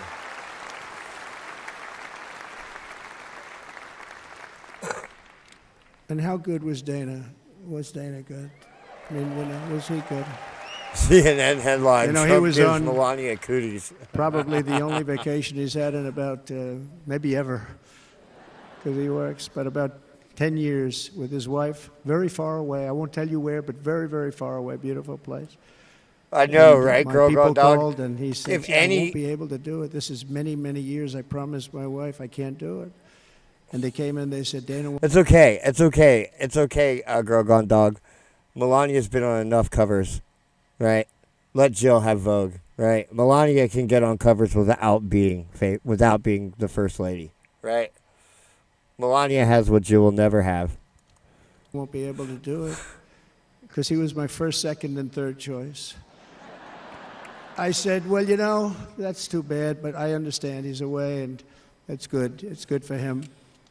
And that was it. About 30 minutes later, she came back in, sir, Dana just called. He's going to do it. And his wife, she said, you can't turn him down. You just can't do it. You have to go. That's a good wife. Damn right, she's a good wife. And the way she talks is so sexy. Oh, my God, I love it. So he got on a plane. He got here a little while ago. Now he's going to get on the plane in a little while, and he's going to go back home to his wife. But they're great, and I just want to thank her and him and their whole family, because that's not easy. And Kid Rock, same thing. Called, he said, I want to be a part of it. I want to be Hustler. a part, because, you know, Kid does his great song, big monster song. That's just it. She could be in Hustler, and it would be the biggest issue of all time. Jill, not so much. No idea. You know, he became a friend of mine over the last 10 years. And he's amazing. Everyone loves him. I didn't even know how big he was. You know, he has rallies, 35,000, 40,000 people he gets every time he goes out. I think he's making so much money, he doesn't know what the hell to do with it. You want to know? And then we have my other friend, and I've known him so long, and we took that song, and it was a big success, but we made that. I saw a chart of great songs to America. That was #1 on the chart recently, #1. So that's Lee Greenwood, a very special, beautiful person. He's a beautiful man. But they all wanted to be here. They called. And how about the Hulkster? How good was he? Is he up? Where is he? Boy, oh boy. Yeah, Trump is being... Yeah, exactly, Michael. That's what I said. It's crazy. You know, they may call I've never seen him this, They may call that entertainment. I don't know about entertainment, but...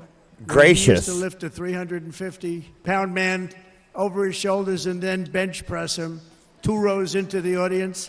I mean, I say that sounds maybe like Donald Trump entertainment, now. but he is one strong But son I of a threw the gun. guy I 500 watched feet. it many times. They said it was the There greatest aren't a throw lot of all time. entertainers that can do that, right?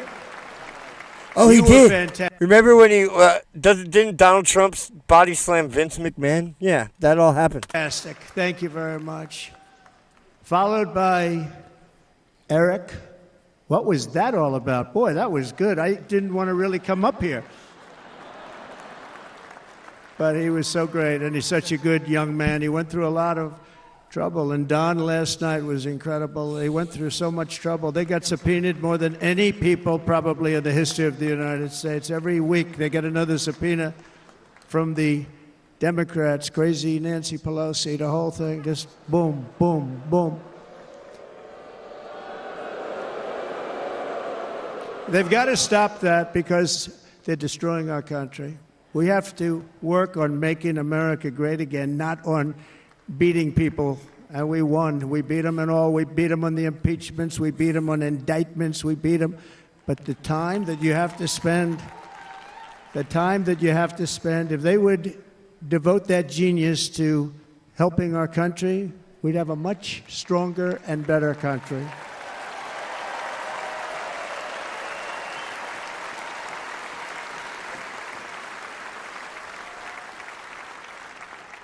And Jason, he seems distracted. Yeah, country music. I was kind of picking up on that too. I don't know. Like I said, I hope that it doesn't change him too much being shot. Right. Yeah, I feel what you're saying though, Felix. Jason, thank you for being here. Jason, thank you very much. Jason, yeah, fuck Kid Rock. Good. I like his wife even better, by the way. She's here. Thank you, Jason. But I'm thrilled to have a new friend and partner fighting by my side. The next Vice President of the United States, the current Senator from Ohio, motherfucker. J.D. Vance, and his incredible wife, Usha. Baby, Ohio. We the Vice President now. We fancy now. Ohio, we fancy now, baby.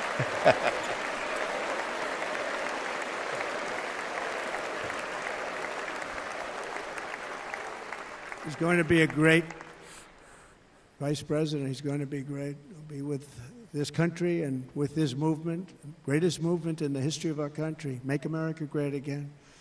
When they criticize it, they say, we're going to try and stop MAGA. I said, MAGA is Make America Great Again. What are you going to stop? There's nothing to stop. There's nothing to stop. You can't then stop they say, it. We're oh, the that's best. right. It's very tough to fight America, it. bitch. Fuck you. And all of the people that did try and fight it have failed. But he's going to be with us for a long time, and it was an honor to select him. Great student at Yale. His wife was a great student at Yale. They met at Yale. These are two smart people. So, J.D., you're going to be doing this for a long time. Enjoy the ride.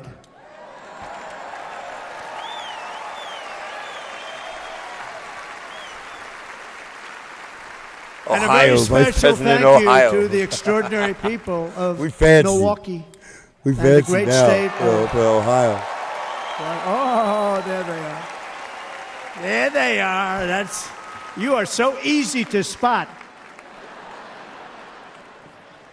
And Green Bay's going to have a good team this year, right? They're going to have a good team. Trump was my first black woman vice president. Most of the audience doesn't like it, but it's true. You're going to have a very good team. And by the way, Wisconsin, we are president, the spending over $250 million here creating jobs and other economic development all over the place. So I hope you will remember this in November and give us your vote. I am trying to buy your vote. I'll be honest about that.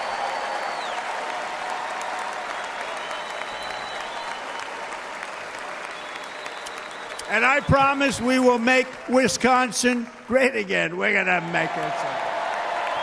Wisconsin was never great. Thank you, Mr. Governor. Thank you very much. Thank you. I'm here tonight to lay out a vision for the whole nation, to every citizen, whether you're a young or old man or woman, Democrat, Republican, or independent, black or white, Asian or Hispanic. I extend to you a hand of loyalty and of friendship. Together we will lead America to new heights of greatness like the world has never seen before. We were right there in the first term. We got hit with COVID. We did a great job. Nobody knew what it was, but nobody's ever seen an economy pre-COVID. And then we handed over a stock market that was substantially higher than just prior to COVID. Coming in, did a great job. Never got credit for that. We got credit for the war and Shit, defeating Felix, I'm smoking ISIS straight and hash. so many things, the great economy, the biggest tax cuts ever, the biggest regulation cuts ever, the creation of Space Force, the rebuilding of our military. We did so much. We did so much. Right to try is a big deal. That was a big deal. We said it were at the trying same to time. get that for 52 years. Somebody's terminally ill, and hopefully there's nobody in this audience, but it does happen a lot. Yes, cheese They're curds. terminally ill and they Wisconsin can't use cheese our curds. new You guys don't space know. age drugs. They are deep fried pieces of cheese, and they're delicious. They're like little nubs of cheese, and you deep fry them, and they're delicious. I used to live in Wisconsin. Old style light, OSL. And other things that we are way ahead. We have the greatest doctors in the world, the greatest laboratories in the world, and you can't do it. They've been trying to get that approved for 52 years. Wasn't that easy? The insurance companies didn't want to do it. They didn't want the risk. The labs didn't want to do it because if it didn't work, people are pretty far down the line toward death. They didn't want to do it. The doctors didn't want to have it on their records, so I got everybody into an office. 52 years they tried. Sounds simple, but it's not. And I got them to agree that somebody that needs it will, instead of going to Asia, Europe, or someplace, or if you have no money, going home and dying, Kenosha? just die. We got them to Lacrosse, sign an Ettrick, agreement, Galesville agree to area. it, where they're not going to sue anybody. I literally went to Get High in Galesville, Wisconsin. GET High, called Get High. It stands for Galesville Ettrick Trempealeau. They're going to get all of this stuff. They're going to get it really fast. And what's happened is we're saving thousands and thousands of lives. It's incredible. Right to try. It's a great feeling. Under our leadership, the United States will be respected again. No nation will question our power. No enemy. Yes, Philly cheesesteak is fucking awesome. That's actually where I'm from. I was born. And then Cincinnati chili spaghetti is awesome too. If you guys never try it, you got to come to Cincinnati and don't go to Gold Star. Go to Skyline. That's the one. We will doubt our might. Our borders will be totally secure. Our economy will soar. We will return law and order to our streets, patriotism to our schools, and importantly, we will restore peace, stability, and harmony all throughout the world. But to achieve this future, we must first rescue our nation from failed and even incompetent leadership. Incompetent? Totally Nah. This isn't incompetent. Like this isn't a systemic failure of leadership, guys. This isn't a failure. This is a controlled demolition. You can't fail like this. This will be the most consistently, important election in the history of our country. Even a fuck up gets it right sometimes. Under the current administration, we are indeed a nation in decline. We have an inflation crisis Hell yeah, I'm that ready is for making life Thanksgiving. unaffordable, ravaging the incomes of working and low-income families, and crushing, just simply crushing our people like never before. They've never seen anything like it. We also have an illegal immigration crisis, and it's taking place right now as we sit here in this beautiful arena. It's a massive invasion at our southern border that has spread misery, crime, poverty, disease, and destruction to communities all across our land. Nobody's ever seen anything like it. Then there's an international crisis, the likes of which the world has seldom been part of. Nobody can believe what's happening. War is now raging in Europe and the Middle East. A growing And in Asia. I mean, there's specter about of to be a war conflict in hangs Asia. over Taiwan, Korea, the Philippines, and all of Yeah, Asia. Philippines, yeah. And our planet is teetering on the edge of World War III.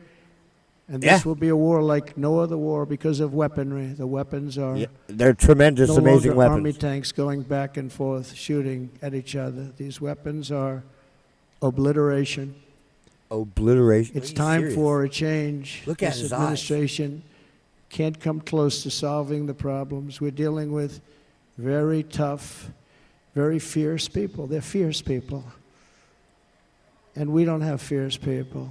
We have people that are a lot less than fierce, except when it comes to cheating on elections, and a couple of other things. Then they're fierce. Then they're fierce. Yeah, but no matter. So tonight, I make this No matter how reserved the president is, he's still Donald Trump. pledge to the great people of America. I will end the devastating inflation crisis immediately, bring down interest rates, and lower the cost of energy. We will drill, baby, drill. Yeah, we like that.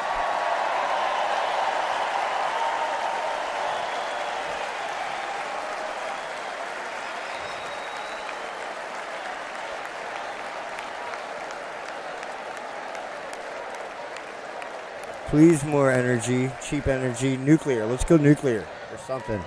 Do something. Free energy. Like, it's not free, but Can it's you real believe close. what they're doing?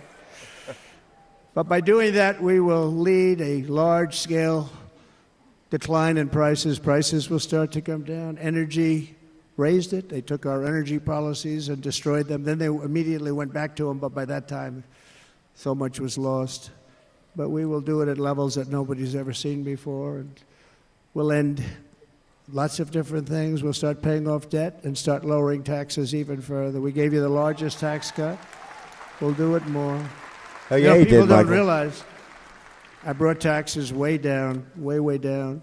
Fuck and yet taxes. We took in more revenues the following year than we did when the tax rate was much higher. Most people said, how did you do that? Because it was incentive. Everybody was coming to the country. They were bringing back billions and billions of dollars into our country.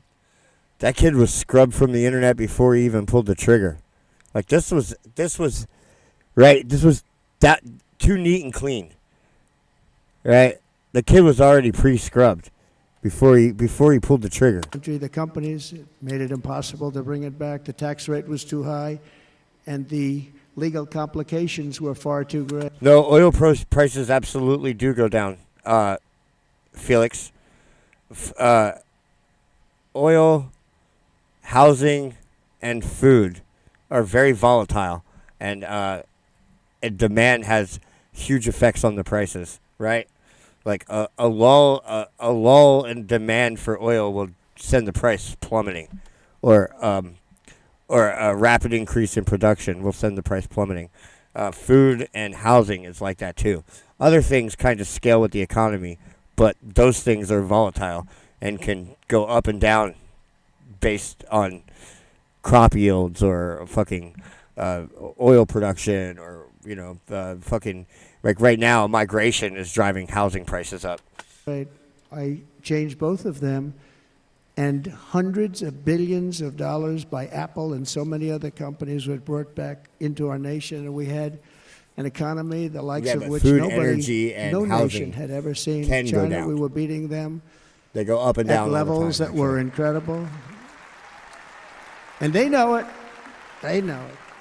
We'll do it again, but we'll do it even better. I will end the illegal immigration crisis by closing our border and finishing the wall, most of which I've already built.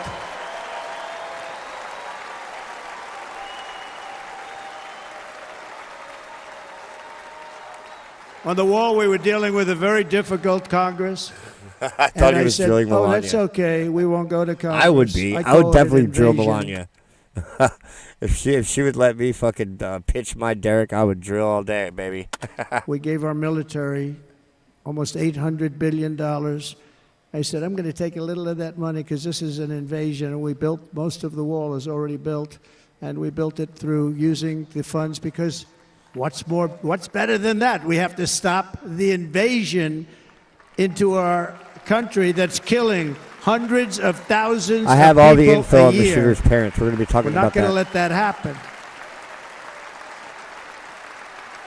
I will end every single international crisis that the current administration has created, including the horrible war with Russia and Ukraine, which would have never happened if I was president, and the war caused by the attack on Israel, which would have never happened if I was president. Iran was broke. Iran had no money. Now Iran has $250 billion. They made it all over the last And we gave it most of it to them. They were broke. I watched the other day on a show called Deface the Nation. Has anyone seen it?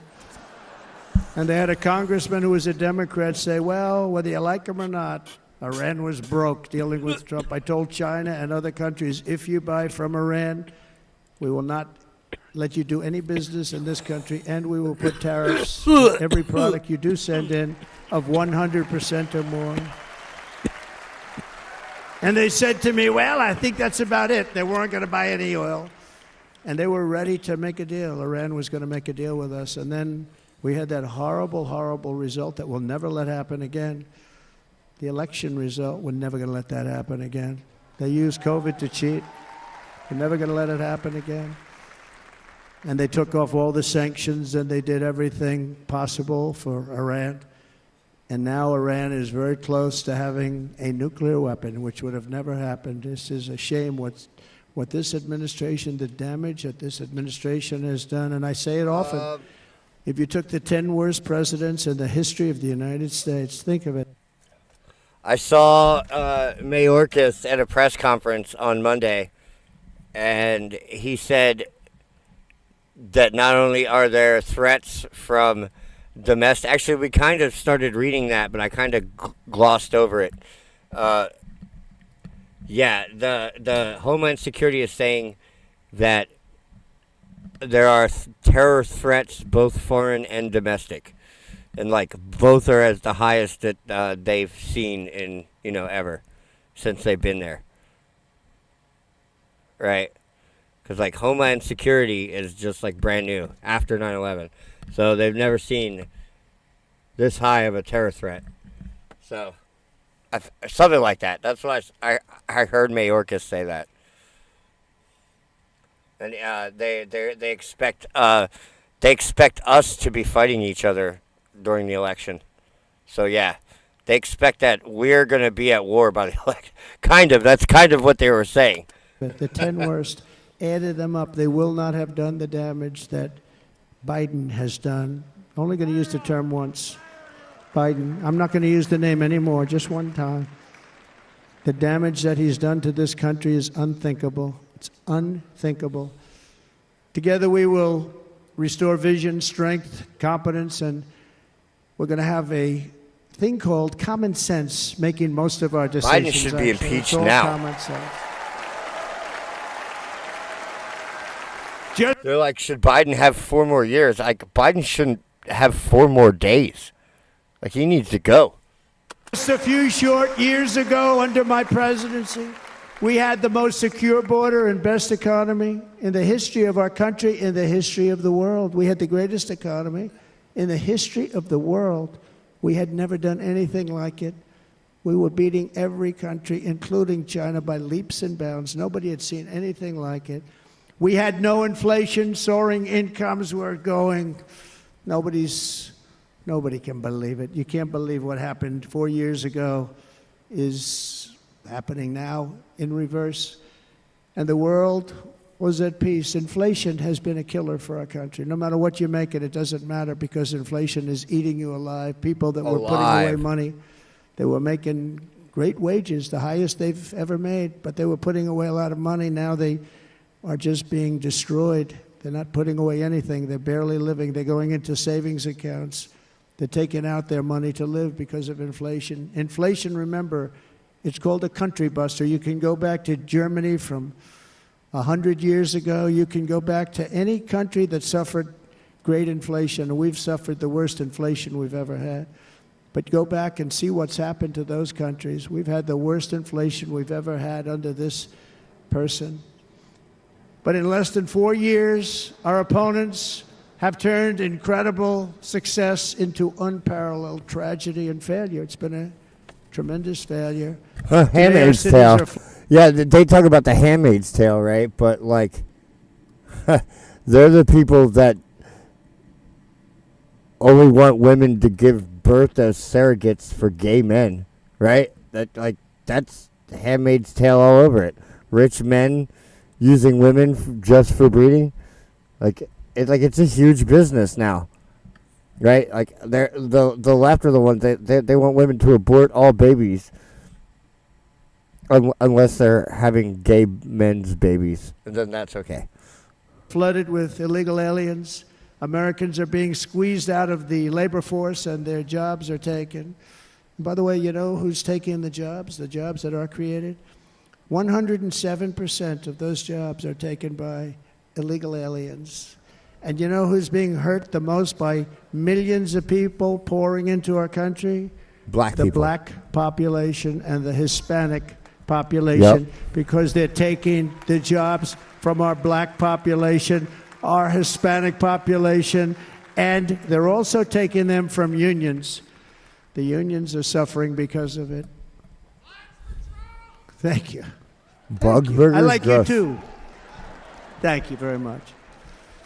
Inflation has wiped out the life savings of our citizens and forced the middle class into a state of depression and despair. That's what it is. It's despair and depression. We cannot and will not let this continue. Less than 4 years ago, we were a great nation, and we will soon be a great nation again. We're going to be a great nation again. Keep winning, Mr. President. Thank you. With proper leadership, every disaster we are now enduring will be fixed, and it will be fixed very, very quickly. So tonight, whether you've supported me in the past or not, I hope you will support me in the future, because I will bring back the American dream. I supported him since he came on Alex Jones. You don't even hear honestly. about the American dream anymore. That was like, what, the first interview? With great humility, I am asking you to be excited about the future of our country. Be excited. Be excited.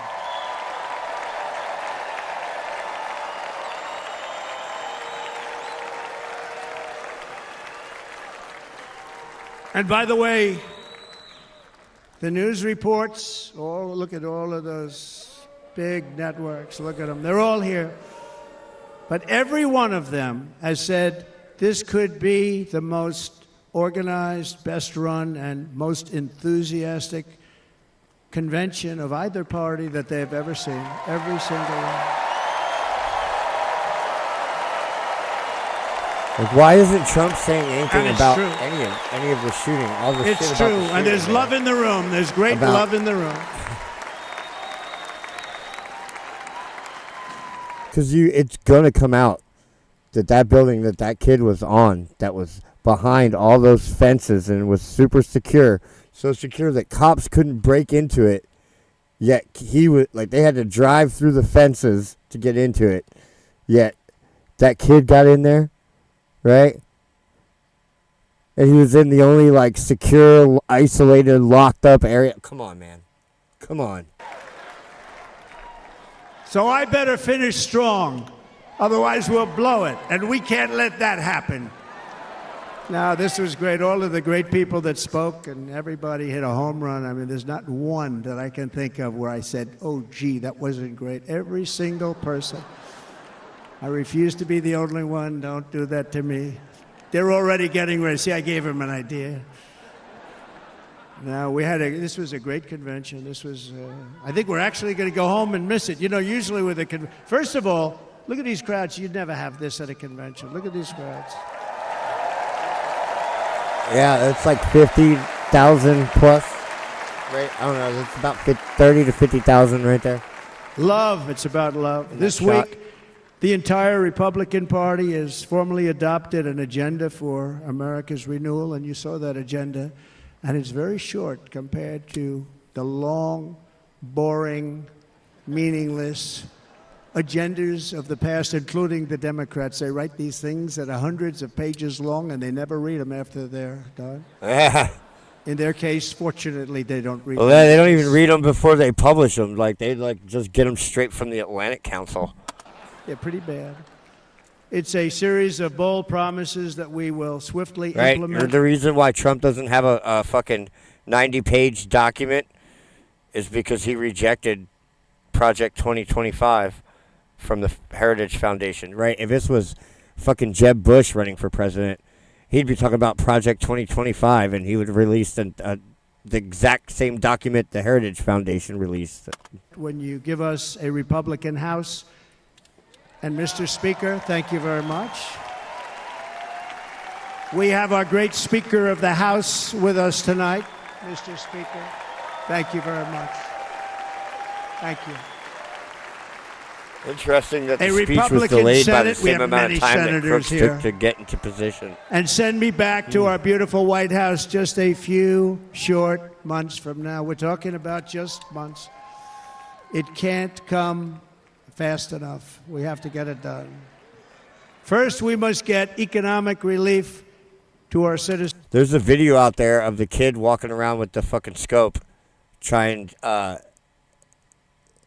like walking around the venue an hour before the shooting with the scope, like sighting out the stage and figuring out where to set up. It was on Breaking Points this morning. I tried to find the original video, but I couldn't find it. Listen, starting on day one, we will drive down prices and make America affordable again. See you out We there. have to make it affordable. It's not affordable. People can't live like this. Under this administration, our current administration, groceries are up 57%, gasoline is up 60 and 70%, mortgage rates have quadrupled. I have a story to read that the Secret Service now admits they identified the shooter as a threat 69 minutes before the shooting. It doesn't matter what they are because you can't get the money anyway. Can't buy houses. Young people can't get any financing to buy a house. The total household costs have increased an average of $28,000 per family under this administration. Republicans have a plan to bring down prices and bring them down very, very rapidly. By slashing energy costs, we will in turn reduce the cost of transportation, manufacturing, and all household goods. So much starts with energy.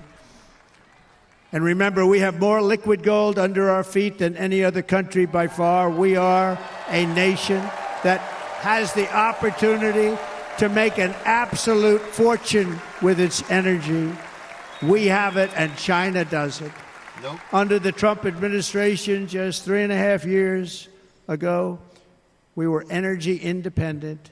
But soon, we will actually be better than that. We will be energy dominant and supply not only ourselves, but we will supply the rest of the world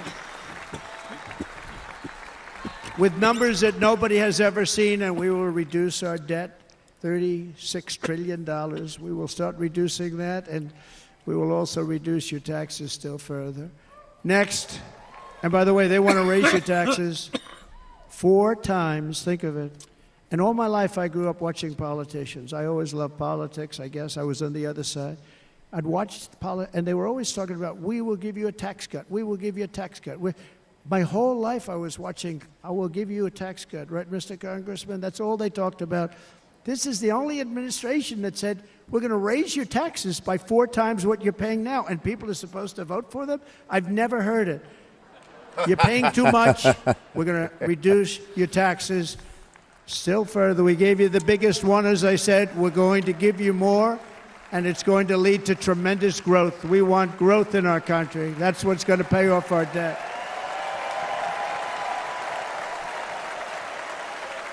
And next, we will end the ridiculous and actually incredible waste of taxpayer dollars that is fueling the inflation crisis. They spent trillions of dollars on things having to do with the Green New Scam. It's a scam. And that's caused tremendous inflationary pressures in addition to the cost of energy.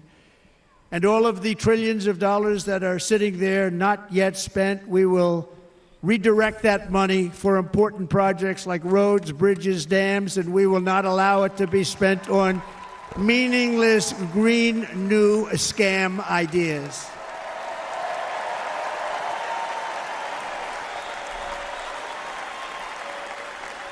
And I will end the electric vehicle mandate on day one. It will be like by the end of the year, probably.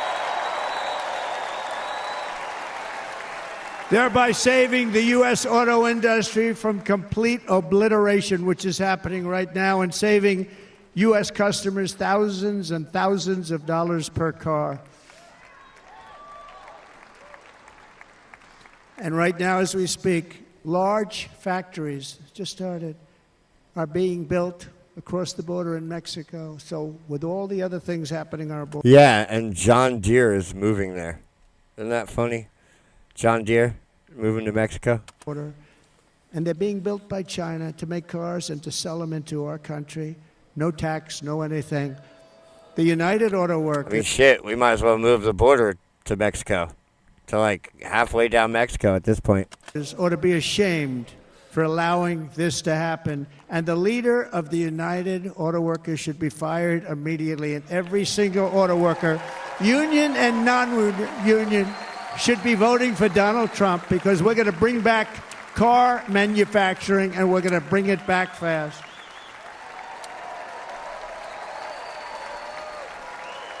They're building some of the largest auto plants anywhere in the world. Think of it, in the world. We're going to bring it back. We're going to make them. We don't mind that happening, but those plants are going to be built in the United States, and our people are going to man those plants.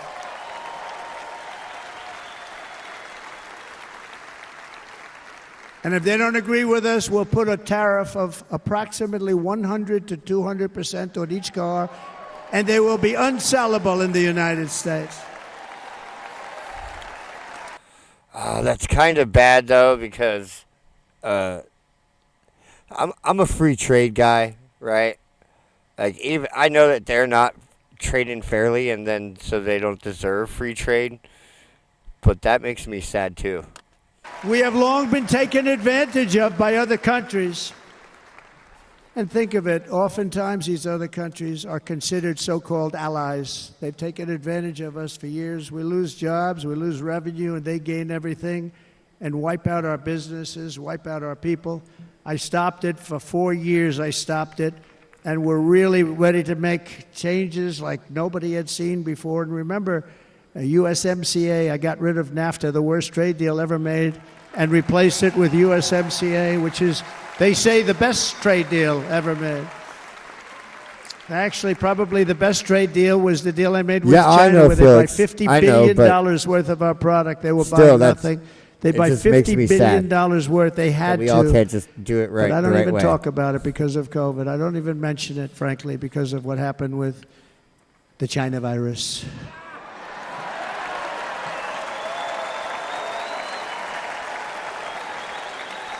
We will not let countries come in, take our jobs, and plunder our nation. They come and do that.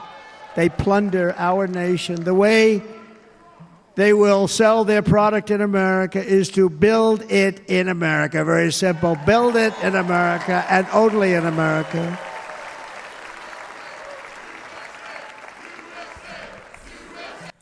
Brazil tried that stuff, and a PlayStation cost like $1,500 there. I'm just saying.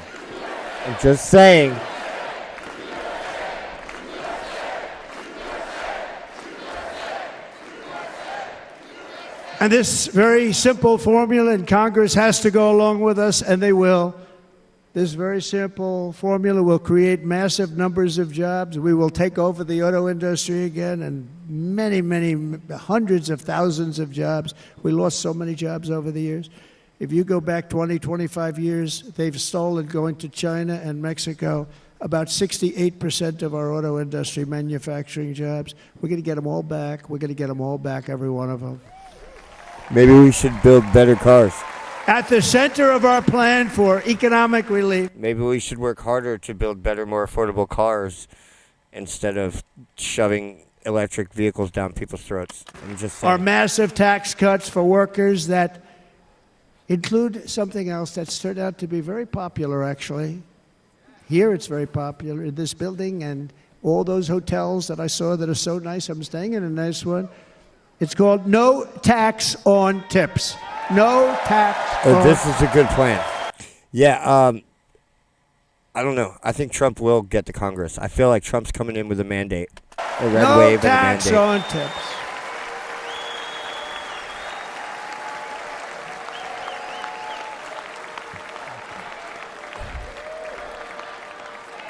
No, the foreign I mean, he would have to go.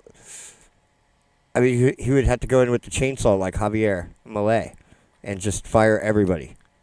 That's the only way we can fix our foreign policy. He has a lot of leeway, with using threats of military and things like that. But as far as the use of diplomacy, he's not. The president doesn't have much leeway there. That's left to other people, right?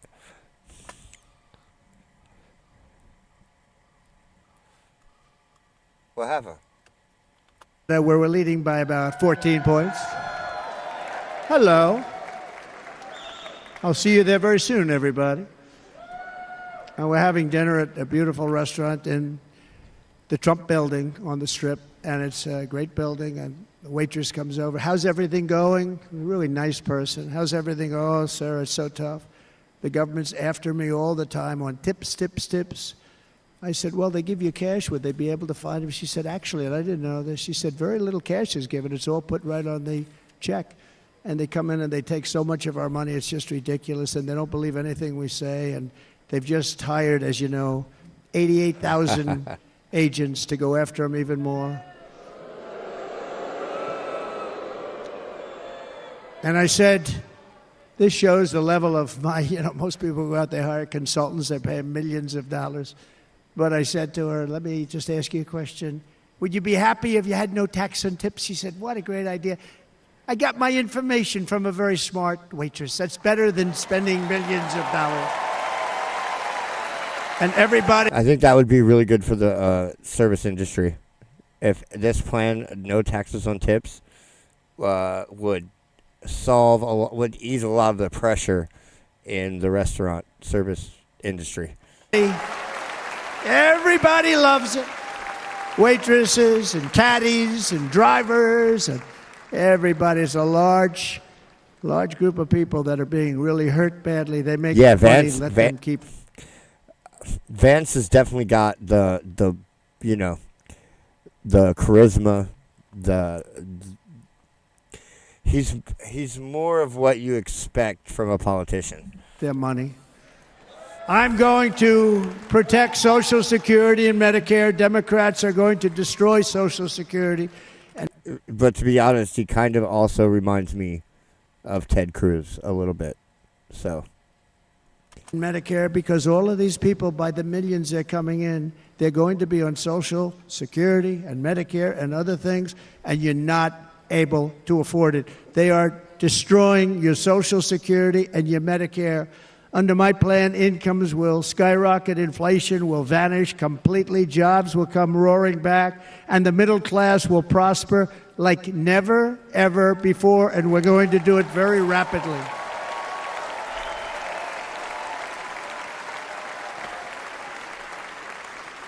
But no hope or dream we have for America can succeed unless we stop the illegal immigrant invasion, the worst that's ever been seen anywhere in the world. There's never been an invasion like this anywhere. Third world countries would fight with sticks and stones not to let this happen.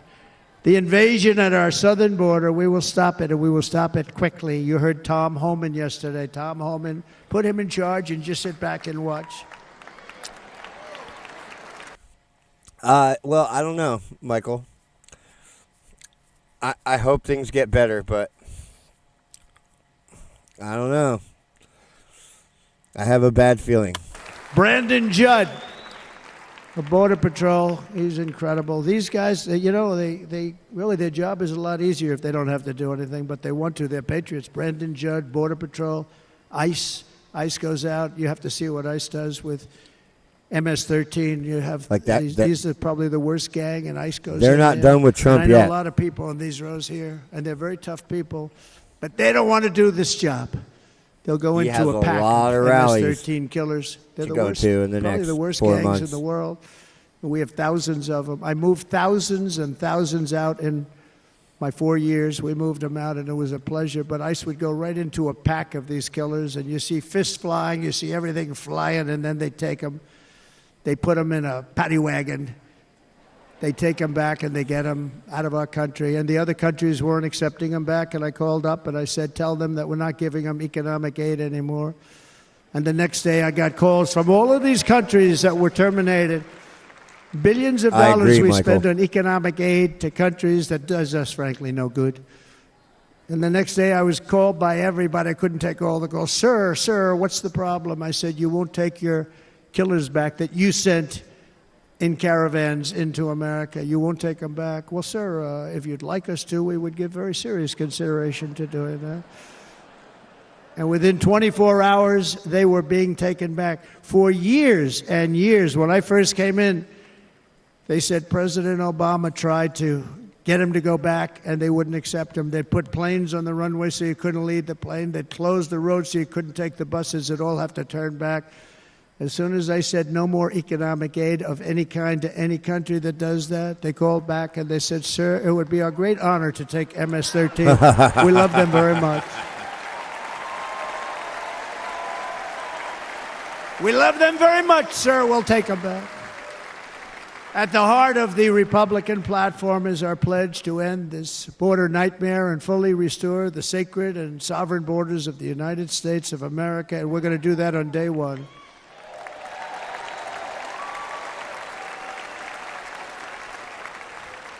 That means two things on day one, right? Drill, baby, drill, and close our borders.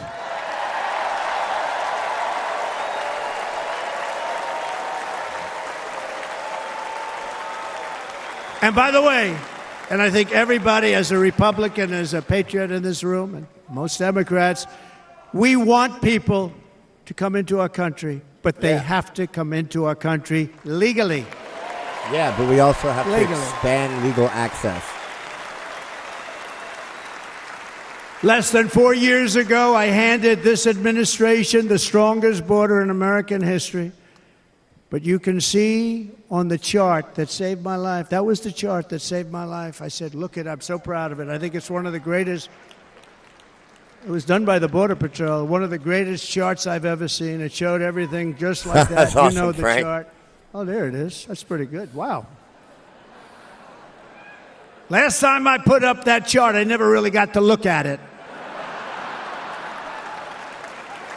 But without that chart, I would not be here today. That's the chart that saved his life. Never got to look at it. Republican chicks are hot.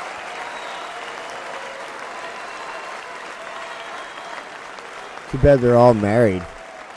I said, you got to see this chart. I was so proud of it. And by the me. time I got to there, I never got to see it that day. But I'm seeing it now, and I was very proud. If you look at the arrow on the bottom, that's the lowest level, the one on the bottom, heavy red arrow. That's the lowest level of illegal immigrants ever to come into our country in recorded history, right there. Right there. And that was my last week in office. And then you see what happened after I left. Look at the rest. And if you go out a little bit further, it's getting to be a little bit old, but I love it anyway, right?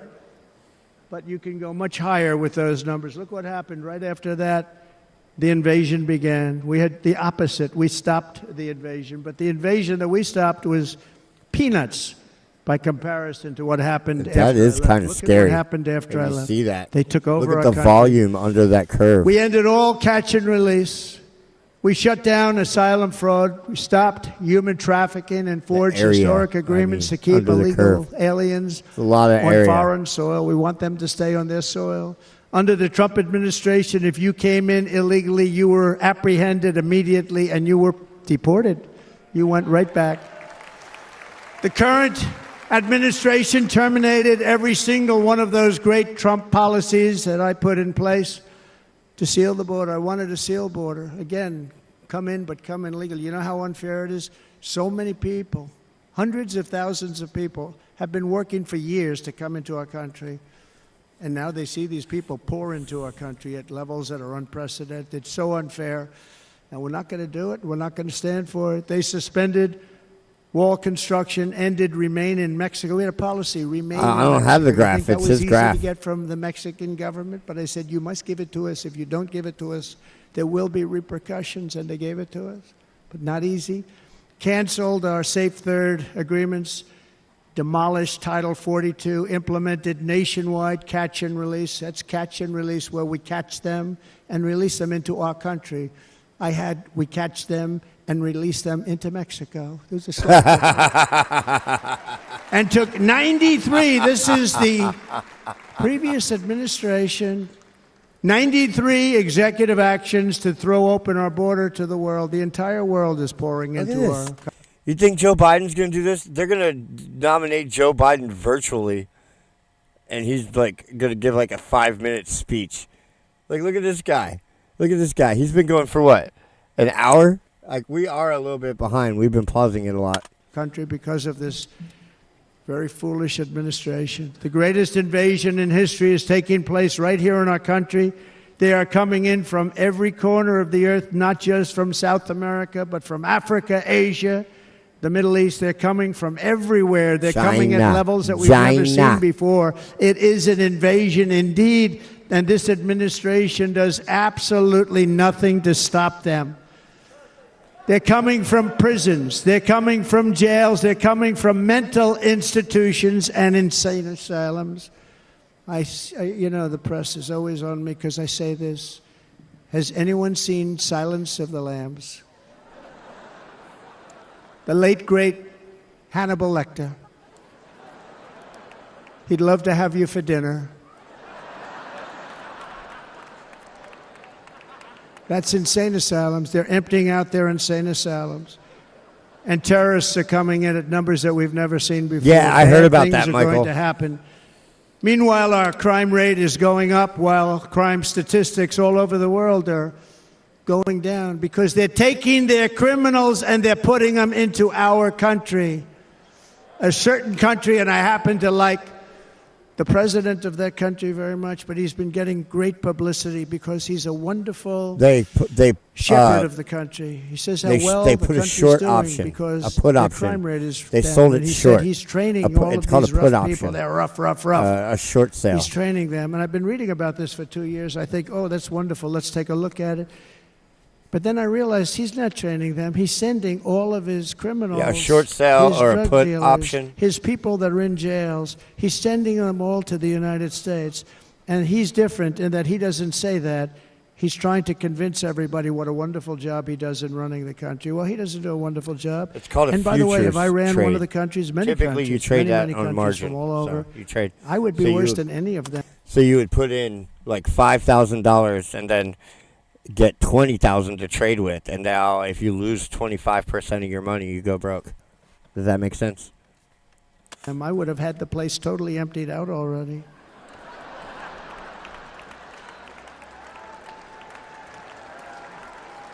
But we become a dumping ground for the rest of the world, which is laughing. But if they levered $12 million, right? So you put it if you put a futures trade in on margin, right? You lever, like I said, like 4 times, right?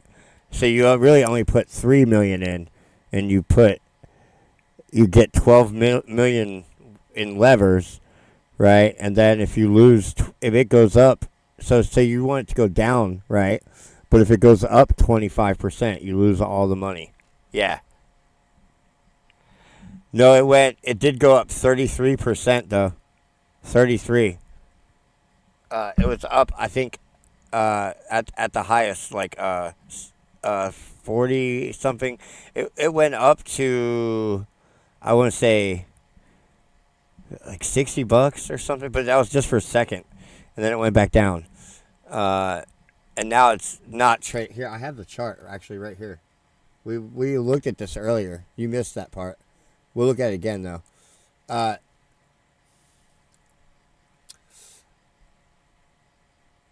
Let's see here. 1 month chart, right? Okay, so it went up to 40.58, which is an all-time high. Before that, its previous all-time high was 39. It went up to 40.58, and it started at $30.89. So it went up. Yeah, so if they would have been levered at, like I said, if they would have been 4x on that, and they put $3 million in, they got $12 million. They levered, and they lost it all. They would have lost all their $3 million in that scenario, because it went up more than 25%. So they would have lost all their money. They would have lost everything. This is the only one I know. This is the only chart I know about. At us, they think we're stupid, and they can't believe that they're getting away with what they're getting away with. Bush is, well, who do you think? I mean, come on, man. Who do you think is really against Trump? Right? Didn't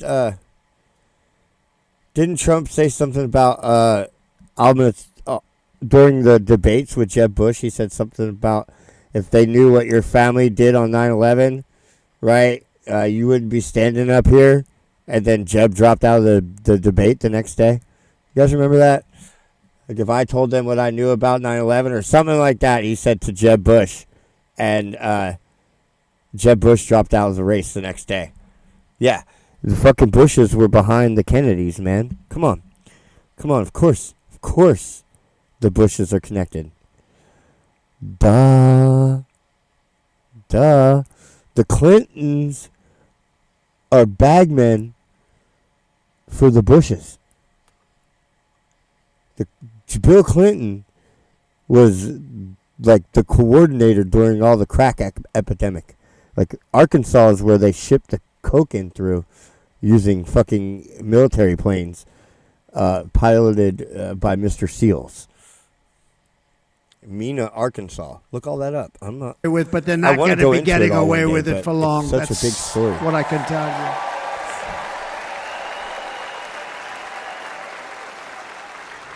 In Venezuela, Caracas, high crime.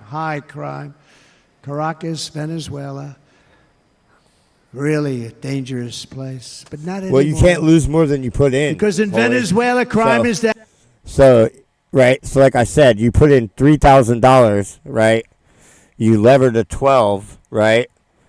You lose 25% and you lose all your money, right?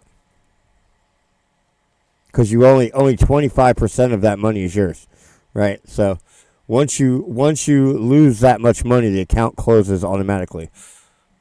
I know, I've been there.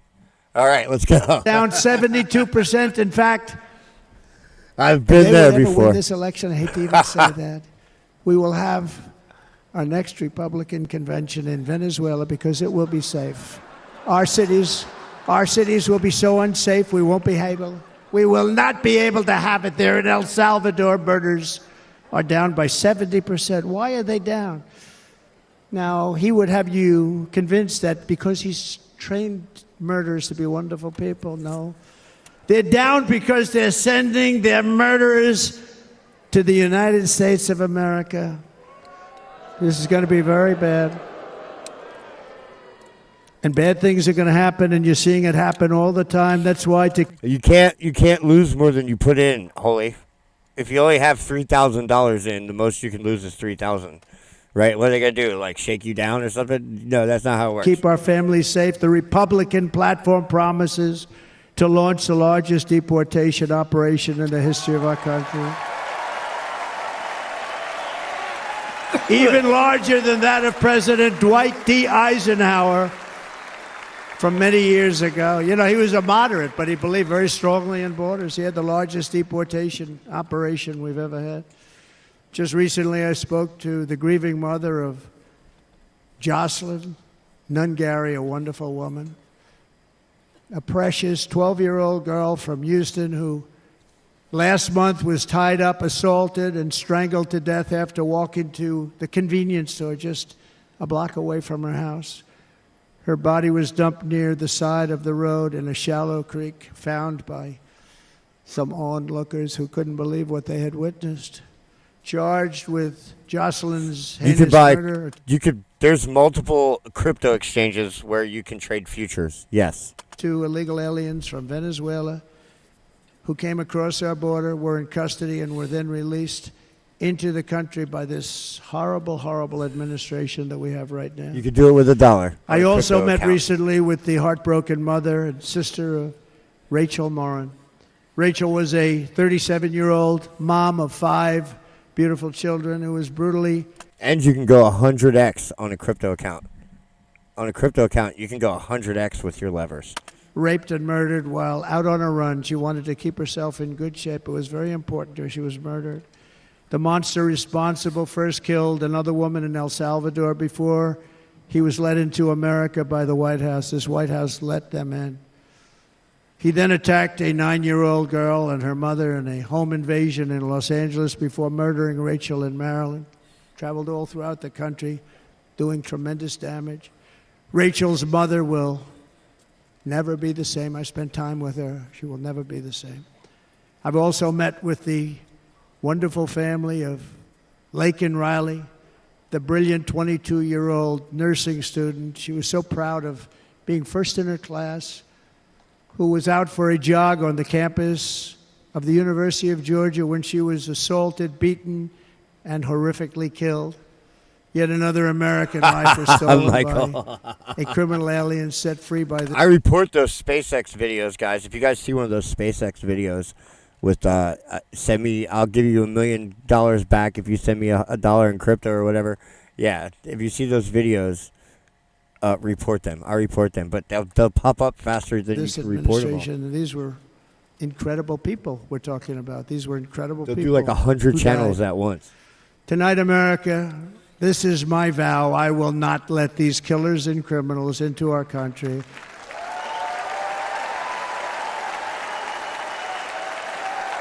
Bro, Trump is a beast. I will keep our sons and daughters safe. As we bring security to our streets, we will help bring stability to the world. I was the first president in modern times to start no new wars. You know, we were the toughest, we were the most respected. And you saw this. Hungry, strong country, run by a very powerful, tough leader. He's a tough guy. The press doesn't like him because he's tough. And he came out recently. They were asking him at an interview, the whole world is exploding. What's happening? What's going on? I bet that ear itches like Viktor a motherfucker. Orban, Prime Minister. I bet that ear is so hungry, itchy right very now. tough man. He said, I don't want people coming into my country and blowing up our shopping centers and killing people. But they said to him, tell us what's going wrong, what's happening, what is it? He said, there's only one way you're going to solve it. You got to bring President Trump back to the United States because he kept everybody at bay. He used a word I wouldn't use because I can't use that word. On, because you'd say it was braggadocious. The press would say he was a braggart. I'm not a braggart. But Viktor Orban said it. He said Russia was afraid of him. China was afraid of him. Everybody was afraid of him. Nothing was going to happen. The whole world was at peace. And now the world is blowing up around us. All of these things that you read about were not going to happen. Under President Bush, Russia invaded Georgia. Under President Obama, Russia took Crimea. Under the current administration, Russia is after all of Ukraine. Under President Trump, Russia took nothing. Yeah.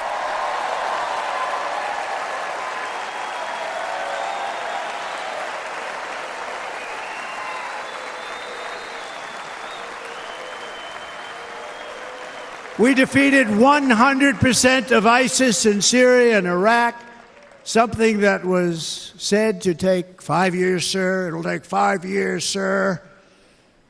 We did it in a matter of a couple of months. We have a great military. Our military is not woke. It's just some of the fools on top that are woke.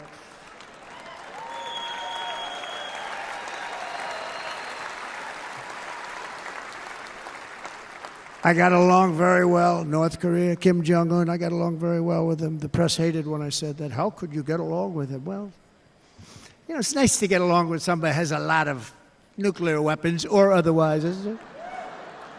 See, in the old days, they'd say, that's a wonderful thing. Now they say, how can you possibly do that? But no, I got along with him. We're going to skip ahead a little bit, guys, because it's getting very late. And we're just going to kind of catch back up in this room who's running for the U.S. Senate from a great state. But instead, we're spending places those people. We can't forget those people. We have to cherish those people.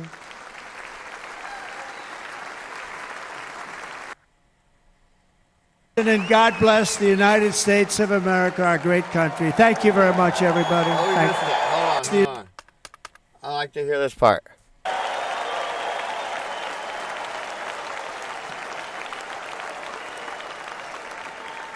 And quite simply put, we will very quickly make America great again. Thank you very much. Thank you very much, Wisconsin. God bless you. God bless you, Wisconsin, and God bless the United States of America, our great country. Thank you very much, everybody. Oh, he's the man.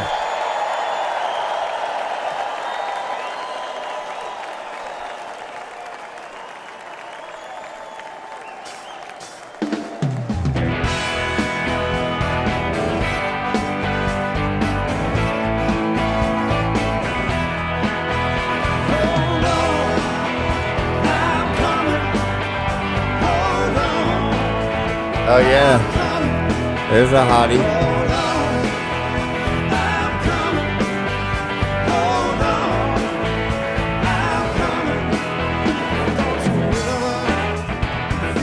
$144,000 people watching on the Fox News stream.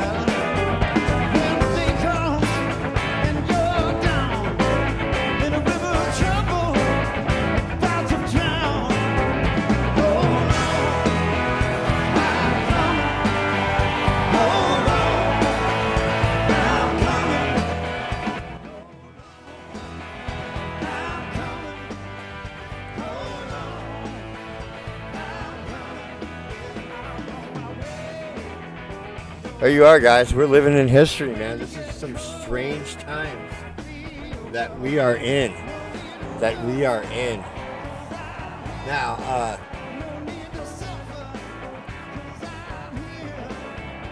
I want to talk a little bit more kind of about some of the stuff we were talking about during the whole thing. Michael is talking about he's optimistic. And I'm glad that that's the case, Michael, and I wish I could share that with you. But I don't know.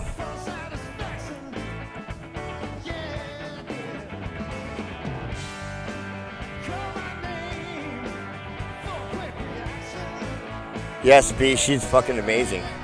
I'm glad we all love Melania, because she is fucking stunning. Right? She is. I mean, I don't know how old she is, but I can't tell either. I know she's got to be at least 50. I think I looked it up, and she's like in her mid-50s, if I'm right. Like, holy shit. I'm glad you guys have hope in your heart. That's good.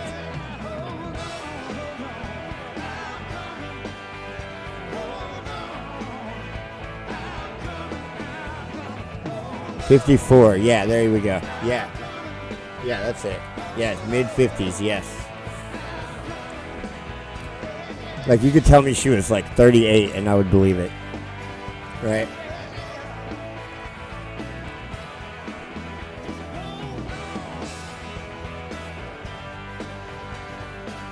And don't forget, Ivanka.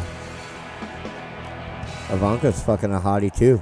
She's going to grow up to be a piece as well. When she's like in her 40s, man, she's going to be a baddie, too.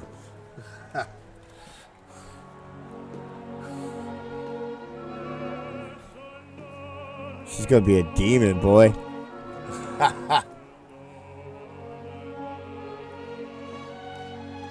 at all that. Look at that. Look at that giant-ass family. Good genes, man.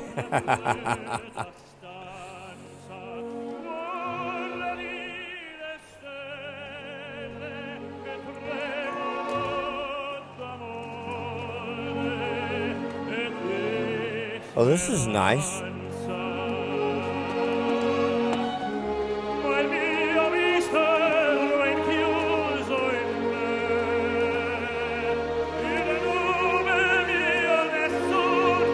Oh, very, very well done, sir. Very well done, Mr. Trump, Mr. President.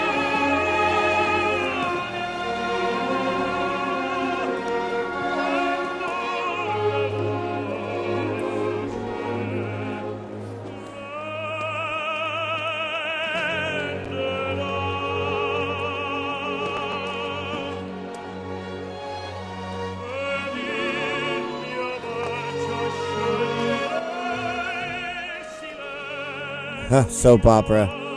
I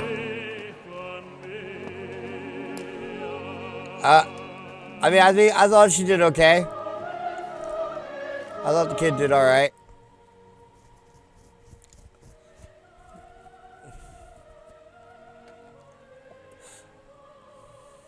Yeah. Okay. So now back to Hope. Okay. Let's get back to talking about. I'm sorry, I got distracted by beautiful women. Oh. Anyway, I'm doing it again. God damn it. All right, let's get her off the screen. Just get her off. Okay, there we go. Yeah, so we're talking about hope. Right, and I'm glad people are hopeful, and I'm normally an optimist, right? All my life I've been an optimist, but I don't know.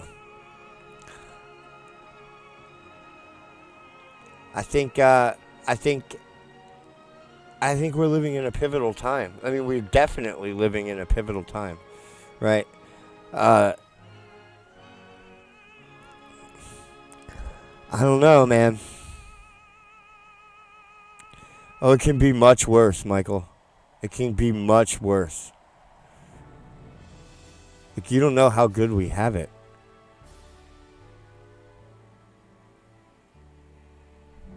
You guys don't. We have it so well. Like, yeah, the power can go out. That's like not even as bad as it can get, right?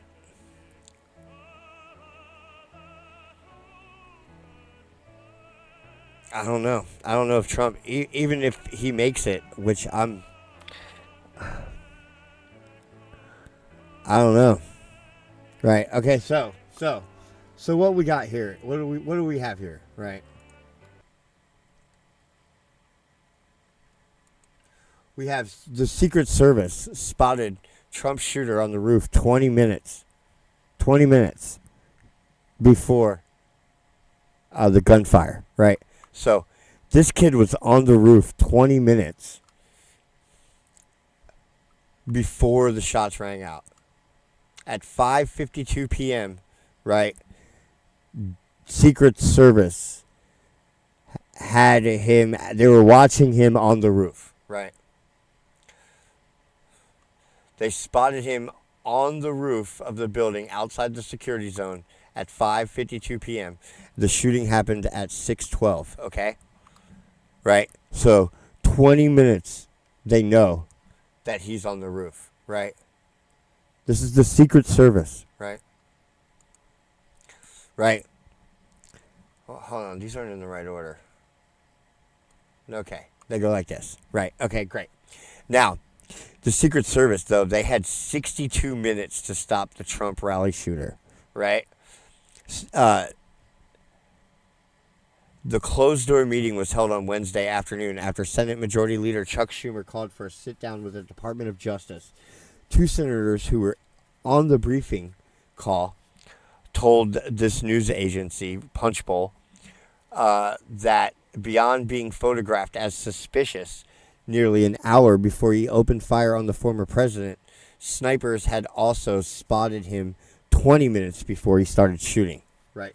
So 62 minutes before the shooting, I guess at 5:10 p.m., right? They had already photographed the young man, right? And that's that photograph that you saw going around the internet before they identified the shooter, right? The one of him kind of from behind with a gray shirt on and glasses, right? That photograph was taken to mark him as a suspicious person. So they were already hip to this person, right? And why? Here we go. Let's find out. Crooks was using encrypted communications. I don't know what that means, right? Crooks reportedly visited the site 2 days before, right? The FBI director said his agency has conducted over 200 interviews. This was a 100% cover your ass briefing. He was identified as being suspicious 1 hour before the shooting. He had a rangefinder and a backpack, right? So he's walking around with a rangefinder and a backpack, yet no one stops him, no one apprehends him, right? Nobody does anything to rectify the situation. No one searches him and says, hey man, are you okay? Right? This is supposed to be the most elite security protection service in the world, right? The Secret Service, right? And they let this kid walk around, like fucking range find his site that he's going to shoot from, measure all the distances out, like fucking, he's probably walking around with his, licking his fingers, sticking it up in the air, testing the wind, right? Fucking, think about it. This kid is walking around like he owns the place, right? He's putting a ladder up against the building, climbing up on the roof, right? And the building, right, has gone from being the state police's staging area to we don't know who controlled this super secret spot, right? It went from being an area outside the perimeter, right, to being the local police's area, to being now we don't know whose area it was because it was the Secret Service's area. So the kid is that this is what I am almost certain is going to be the next story in this chain of events, right? So the kid is on the building where the Secret Service are inside the building. He's on the roof, right, for 20 minutes on the roof with the other Secret Service watching him through their fucking gun scope, right? And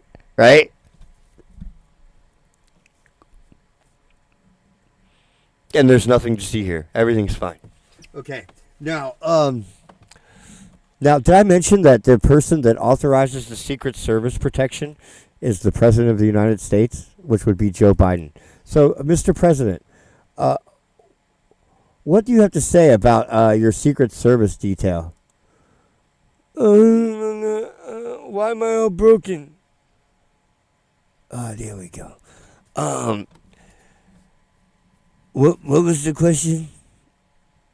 About your Secret Service detail that you had specifically changed all the officers and you had done some adjustments to Trump's detail over an Iranian threat, a cover story.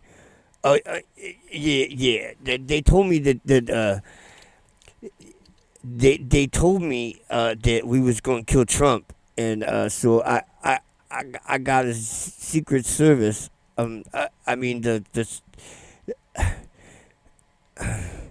Anyway, I'm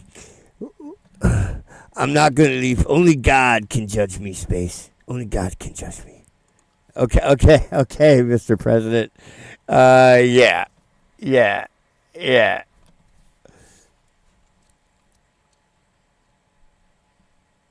Clown car music intensifies. Is the real culprit is the CIA. Well, guys, if we remember from the John F. Kennedy assassination, right, there was a major failure of the Secret Service, too. The people that were supposed to be on the car weren't on the car. There was supposed to be another car behind that. There's like all these different things that would have normally happened but didn't happen that day, right? And we're seeing something like that happening again, right? You guys remember all those things, right? Right? Yeah. So, anyway, did you guys know? Hey, let me tell you a little story, a little side story. It's totally unrelated to this, by the way. So, do you know who chose the emperor in Rome during the Roman times? Well, see, the Caesar had himself a crew of bodyguards called the Praetorian Guard, and they were responsible for his security. And when it was time, when Caesar wasn't cutting it anymore, they would, do away with him and choose like his brother or his cousin or whatever as the next king or whatever, right? Yeah. So anyway, back to the story. So the CIA the Secret Service, right? This was a 100% cover your ass briefing. He was identified as being suspicious 1 hour before the shooting. He had a rangefinder and a backpack. The Secret Service lost sight of him, Senator John Barrasso said of the meeting in a statement to Politico. No one has taken responsibility. No one has been held responsible, he added. Someone has died. The president was almost killed. The head of the Secret Service needs to go.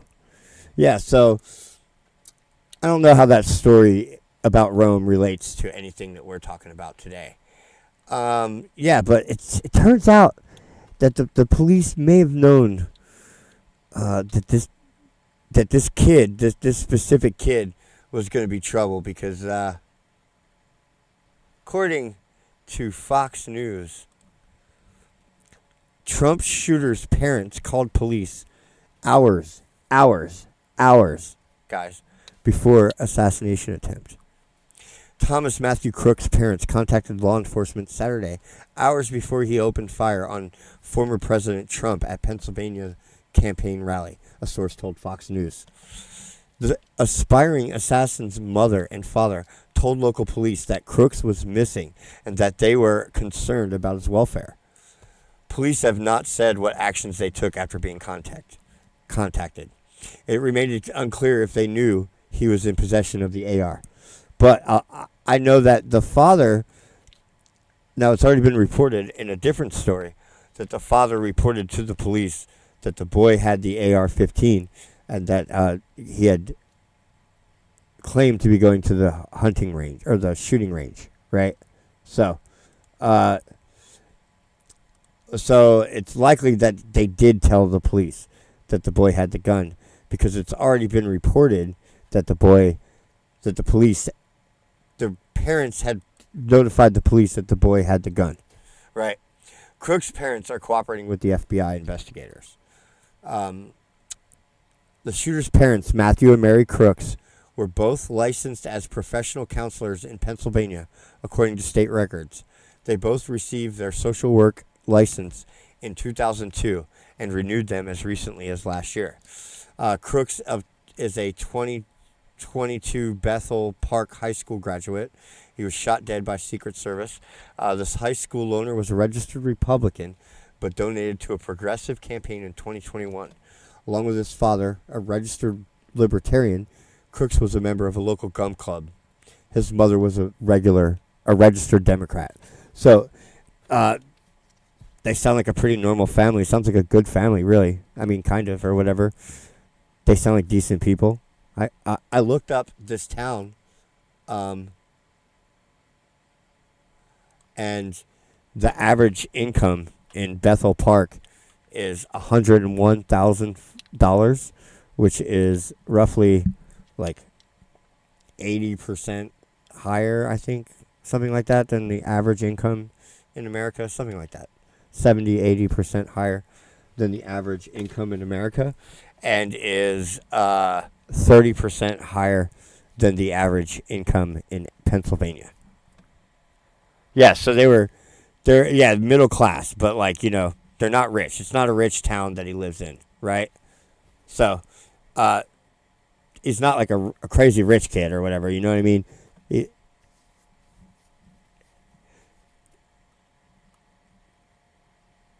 This is like the real Craig's News. I don't know what Craig's News is. But anyway, yeah, so this is, so I looked that up. And so he's from like a normal family. He seems like a normal, that's another thing that doesn't seem to make sense to me, right? Like, they're saying he fits like the school shooter profile, I guess, but my vibe is Boy Scout. My vibe is ROTC, like a junior officer club, you know, it's a police camp kind of stuff. That's the vibe I get from the kid, like a Rittenhouse, right? Like a little Kyle, right? Everybody says he's like, oh, he looks like a fag or whatever, but I don't see that. He looks like a nerd, like a you know, like I said, ROTC, police camp, right? Yeah, I did see that. He couldn't get into the gun club at school. I did see that, yes.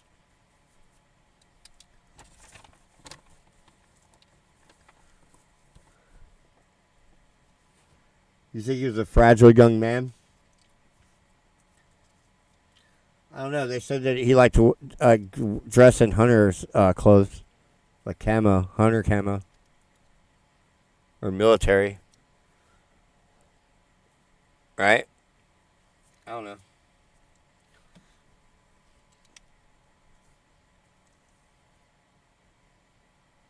Seemed frail. No, he seems like what kind of kid I would have been friends with when I was a kid.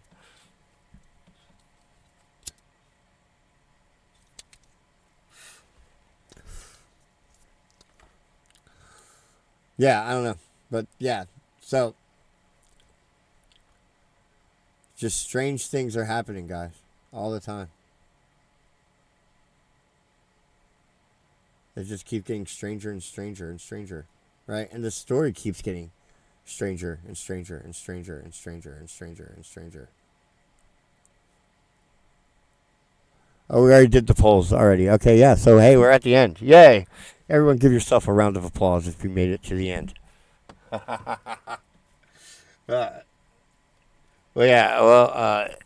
It's late and I'm tired. This is late for me. I'm normally in bed by now. Or I'm not. Sometimes I'll drink coffee and stay up all night and code. Maybe I'll do that. I left my coffee inside my friend's house when I made coffee. Yeah, no problem, blind dude. This has been fun. I'm glad we all got to see everything happen and Trump be all cool and shit. I'm actually kind of high.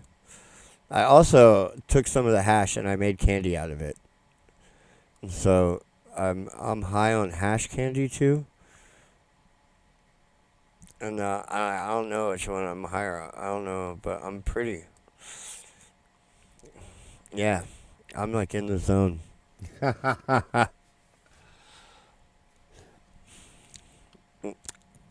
The candy I made is delicious, by the way.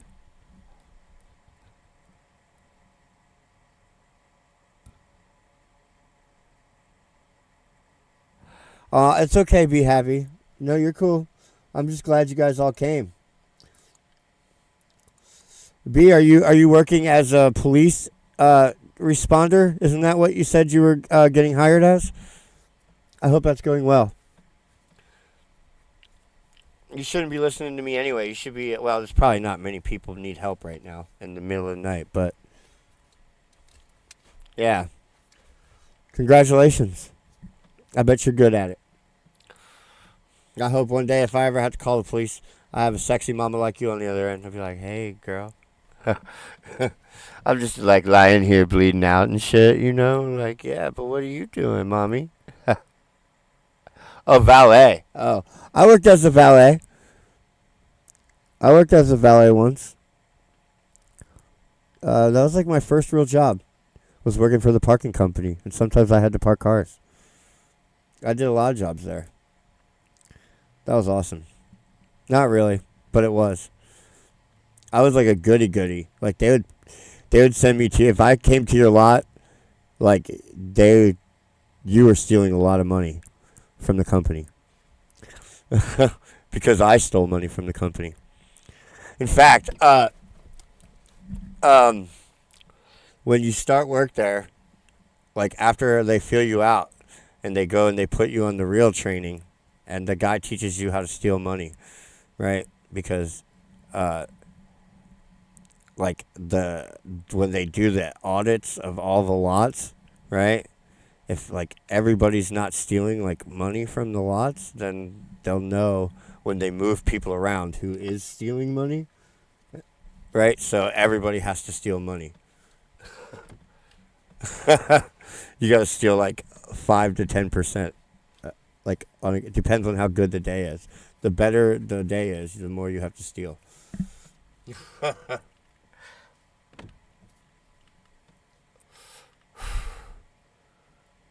Yeah, it was like a company-wide systemic fraud that went all the way down, all the way up to the top managers, right? But if you stole too much money, then they would send me to your lot, and I will work your lot for the day, and I will turn in way more money than you turn in, and I steal money, right? Everybody steals money, right? The story goes, you're supposed to make your lunch, but you're not supposed to eat steak every day. That's how we expect you to eat, but not steak every day. So that's how I got taught.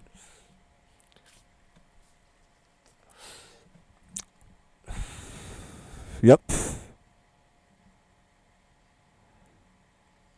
This channel is like the ecstasy cruise. 8 of your comments are missing. I'm sorry. I didn't do it. All right. Well, that's going to be it for the show, though, guys. If we have a press secretary tomorrow, I will be back tomorrow. Otherwise, I will be back on Sunday. Wow.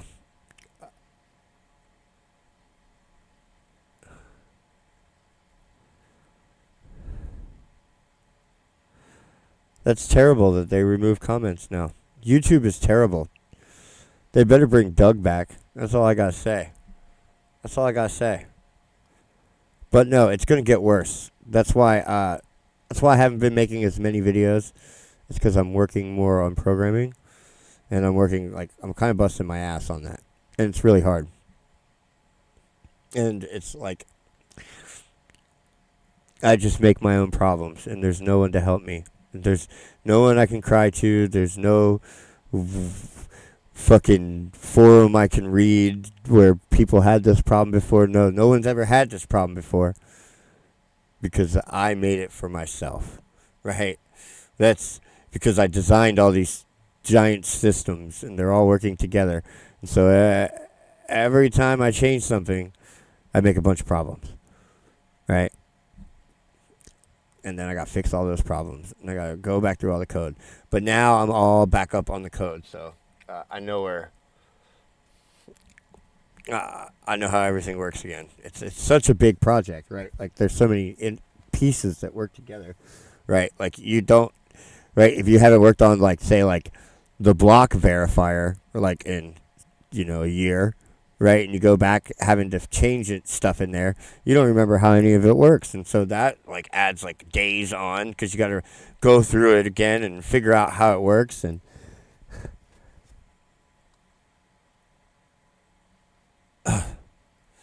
but don't worry, I'm working on this problem, guys. They're not going to censor us anymore. It's coming. I'm making it pretty for you. All right.